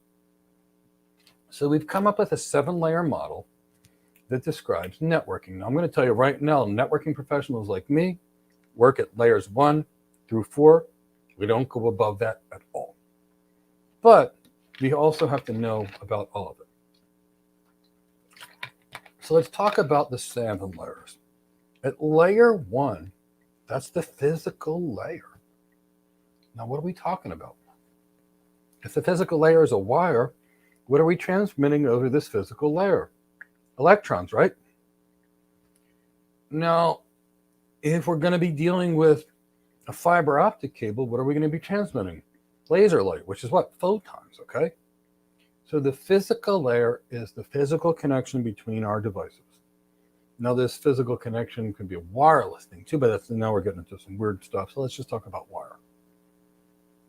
Physical layer is wire. You're transmitting photons or electrons to send bits and pieces of data.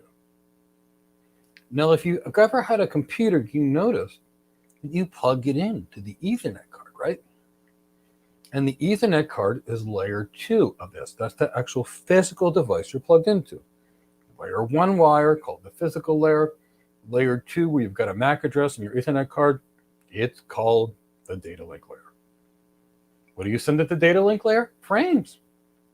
That's why the first cloud that I worked on in 1996 was called Frame Relay, because we sent frames. So, layer 1 wire, layer 2 Ethernet card, MAC address. Now, layer 3 is where the fun begins for network engineers and architects like me. This is where we put a logical address, the IP address. It manually gets assigned to your system. It's not hard-coded into it like the MAC address, which is your Ethernet card, that's your data link. So layer 1 wire, layer 2 card, layer 3 IP address. Now, when we send our data, we have to determine the optimum way to send it. If we need reliability, we use TCP or Transmission Control Protocol. And we'll cover this much more in depth in the AWS Advanced Networking Plus What You Need to Know course. Now, what if we wanted to send real-time data? We would use the Uniform Datagram Protocol, or UDP traffic. So that's how we send the data called transport. So layer 1 wire, layer 2 card, layer 3 IP address, layer 4 the method that we send it. So layer 1 bits, layer 2 packets, layer 1 bits, layer 2 packets, layer 3 frames, layer 4 we're sending segments. Now there's this weird layer 5 session protocol. Basically, this controls the connection on both sides. What's being sent here is data. May think of an example as a socket. Then we're going to get to layer 6, which is presenting our data. That's the presentation layer, which presents all this lower layer stuff to the application. Layer 6, or the presentation layer, also does encryption. And layer 7, what we're talking about is the application layer, which is the application. So you go to a web browser, that's a layer 7 application. Layer 1 wire, layer 2 card, layer 3 IP address, layer 4 transport protocol, TCP, UDP, ICMP. Layer 5 session controls the connection. Layer 6 presentation deals with encryption. And layer 7 is application. Now, when we're dealing with the system, we need to address the system. So if I wanted to send mail to Super Chow over here, I need to know Chow's IP address and Chow's mailing address. Because if I didn't, if I took a letter and I wrote Chow T. Pham, Cloud Architect Extraordinaire, and I didn't have her city, state, street address, the mailman or mailwoman might not know how to get to Chow Cloud Architect Extraordinaire's house. She probably wouldn't. So because of that, we need an address. Well, if I want to send data to Eva Deutke's computer, another fantastically technical professional over there in Europe, I need to know her mailing address or her IP address. So when we're dealing with data on a network, we must know the destination address we're sending it to. And that's why many of us, for example, can do the following. They can do one of these 3 things. For example, they have the ability, you can have an address 123 Main Street, right? But somebody else has a different zip code or postal code for those of you that are not in the US. So every device needs to have an IP address and it needs to be unique. Now there's going to be 2 versions of IP addressing. 99% of what we're dealing with is IPv4. IPv4 has been around forever. It's still 90% of what we're dealing with. But there's also IPv6, which we're gradually, slowly adopting. When you're dealing with IPv4, we have public addresses and private addresses. So here's the problem. When IPv4 was invented many, many years ago, nobody knew what the internet was going to look like. Nobody thought of Internet of Things, whether just other sensors, IP-enabled refrigerators, IP-enabled smartphones, 6 houses having IP TVs in their house, printers. So the problem is, if we do 2 to the 32nd power, there's not that many IP addresses. There's a couple billion. But now we're dealing with an environment where many people have 5 to 10 different IP addresses per person, let alone businesses. So we ran out of IP addresses a long time ago. So the Internet Engineering Task Force, and if you want to learn networking stuff, you got to go to the Internet Engineering Task Force, IETF.org, created a specification, otherwise known as a request for comments, called the RFC 1918. And they established 3 places that all organizations internally use their IP addresses from. They're called private addresses, RFC 1918 addresses. Those addresses are as follows: the 10.0.0.0/8, the 172.16.0.0, all the way to the 172.31.0.0/16. So what that really comes down to is 172.16.0.0/12 and the 192.168.0.0 supernet. And those are private addresses. They're only allowed on internal systems. Now, you're going to hear the term site or range. Now, a long time ago, back when the dinosaurs roamed the earth, and, I first started working in networking, which was lots of fun. We had this thing called classful IP addresses. We don't have them anymore. And that basically meant there were things that would apply to classful boundaries. I'll show you what these boundaries are. They don't exist anymore. And what they used to be is, Class A addresses all had a /8. Class B addresses all had a /16. Class C addresses all fit in this space and were /24. Class Ds were used for multicast. We still do use the multicast addresses. But here's the point. Any Class A address would actually burn 16 million IP addresses, almost 17 million. And now remember this: every device on your server, if you've got 3 network cards, needs to be on a different subnet. So if you use 3 Class A addresses inside of your server, you would ultimately burn over 49 million addresses on a single server, which is obviously a problem. So what happened was IP classes all went away.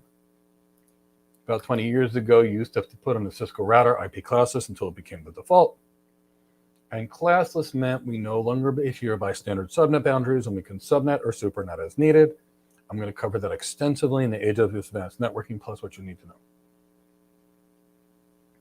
So what happens is modern routers enable us to subnet or supernet or change the classful masks on our network boundaries. And it's called classless interdomain routing. All that means is we're not bogged down from the Class A, Class B, Class C type things that you actually need.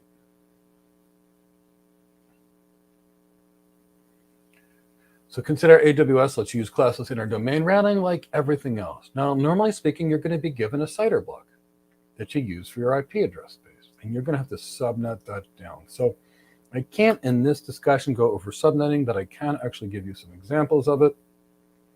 In order to use our address space, we've got to chop it down. So what does this really mean? Subnetting. Well, let's say right now, let's say you had a whole pizza, right? And you were just one person. Well, chances are you're not going to eat this extra large 18-inch pizza by yourself. If you do, you probably have some health issues long-term from eating that way. You might divide that pizza into 3 pizzas with your buddies or 4 pizzas with your buddies. The subnetting is basically taking a large IP block and chopping it down to the smallest thing. Maybe you've got some skinny friends that eat a quarter of a piece of pizza, and you could chop it into 16 pieces, and each one of your skinny friends eats 1/16 of the pizza. Maybe you got a couple of big friends and you need to split it into 2 halves of the pizza. Maybe you got some hungry friends and you need 3 pizzas for 2 people. I don't care. Subnetting is really about taking your IP address blocks, chopping them down, and making them exactly what you need. So for example, this was a Class C network, 192.168.1.0/24. It's a Class C. That means 254 addresses all on this single subnet. But it might make sense if we don't need all of those to chop it down into small subnets. So for example, I created one subnet, 192.168.1.0. I created another subnet, 192.168.1.16. I created a third subnet, 192.168.1.32. I can create another subnet, 192.168.1.48. And what you're seeing is taking this one classful address, chopping it down to multiple ones, and getting there. Now that's called subnetting. Here's another example. I can show you those exact subnets that I just did. I can take this one subnet and chop it into multiple little things. Now, when you subnet an address, you always have to remember that you normally lose two addresses. So normally you use the first address and the last address. So let's take this first subnet. The 192.168.1.0 is actually used by the router as the network. That's what's going to be in the routing table.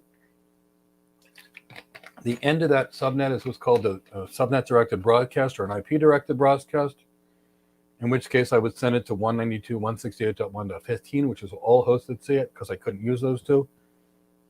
And then we'd have 14 usable addresses. Now, when you're on the AWS cloud, basically they reserve 5 of the addresses out of them automatically. The network one and the broadcast one plus 3 others. So they always lose 5 IP addresses per subnet with AWS.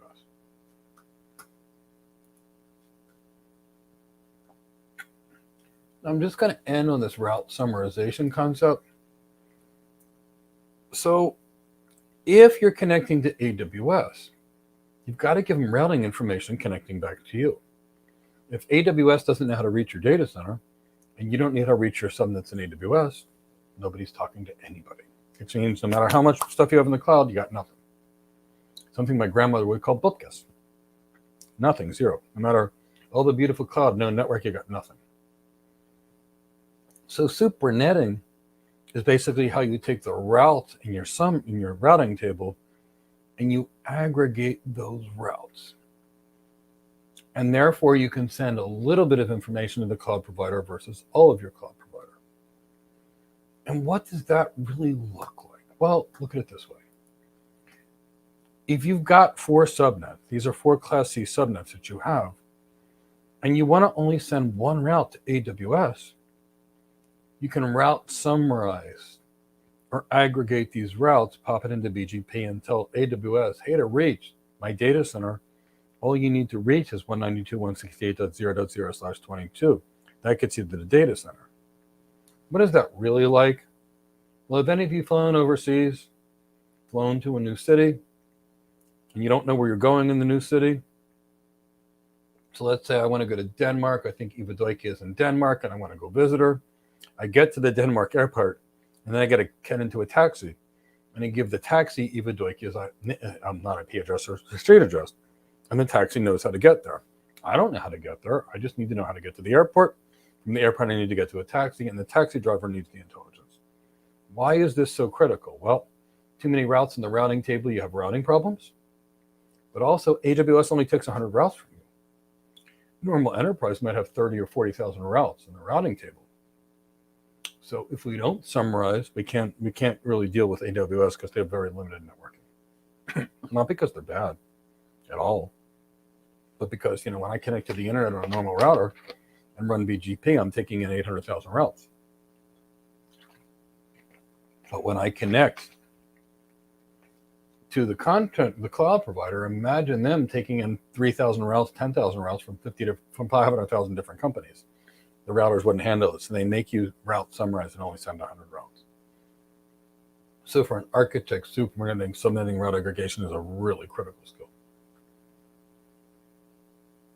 Last thing I will end with today is just IPv6 addresses. IPv6 addresses are just a newer form of IP addressing. Normally speaking, with IP addresses, we have 2 to the 32nd power of addresses. But when we're dealing with IPv6, we've got a 120-bit hexadecimal address. So normally binary is 0 and 1. Hexadecimal is 0, 1, 2, 3, 4, 5, 6, 7, 8, 9. Alpha, Bravo, Charlie, Delta, Echo, Foxtrot. So that's how we get to 16. So it's 16 to the 120th power. Infinitely more address spaces, much more scalable, typically used by mobile phones. Every interface in AWS is automatically assigned an IPv6 global address. Most people will remove this global address because you don't want addresses that you're not using and just use the IPv4 ones.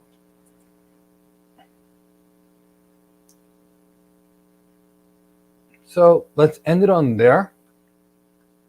Some very basic introductory level networking things we talked about today. I can potentially deal with about 10 minutes of questions on the networking. And then tomorrow, we're going to get into the good fun meat of the VPC. But I can only deal with about 5 or 10 minutes of questions because my voice is kind of dead. All right, so we will do, I will do 5 minutes of questions for you, Mike. Sounds good. And if it hasn't been covered yet, just say that it hasn't been covered yet. Okay. So welcome, Mauricio. Nice to see you, Janie. RG. Chris, if you want to read them out so I can minimize the voice, if it's necessary.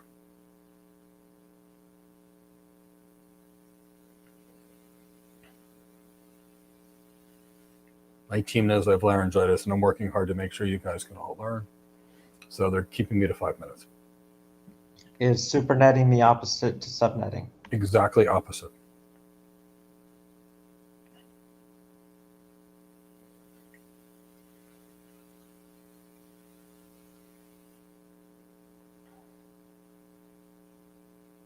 So happy to help everyone today. Collins, I appreciate that so much. I love all of you. I'm so happy to have you all as part of our family and community.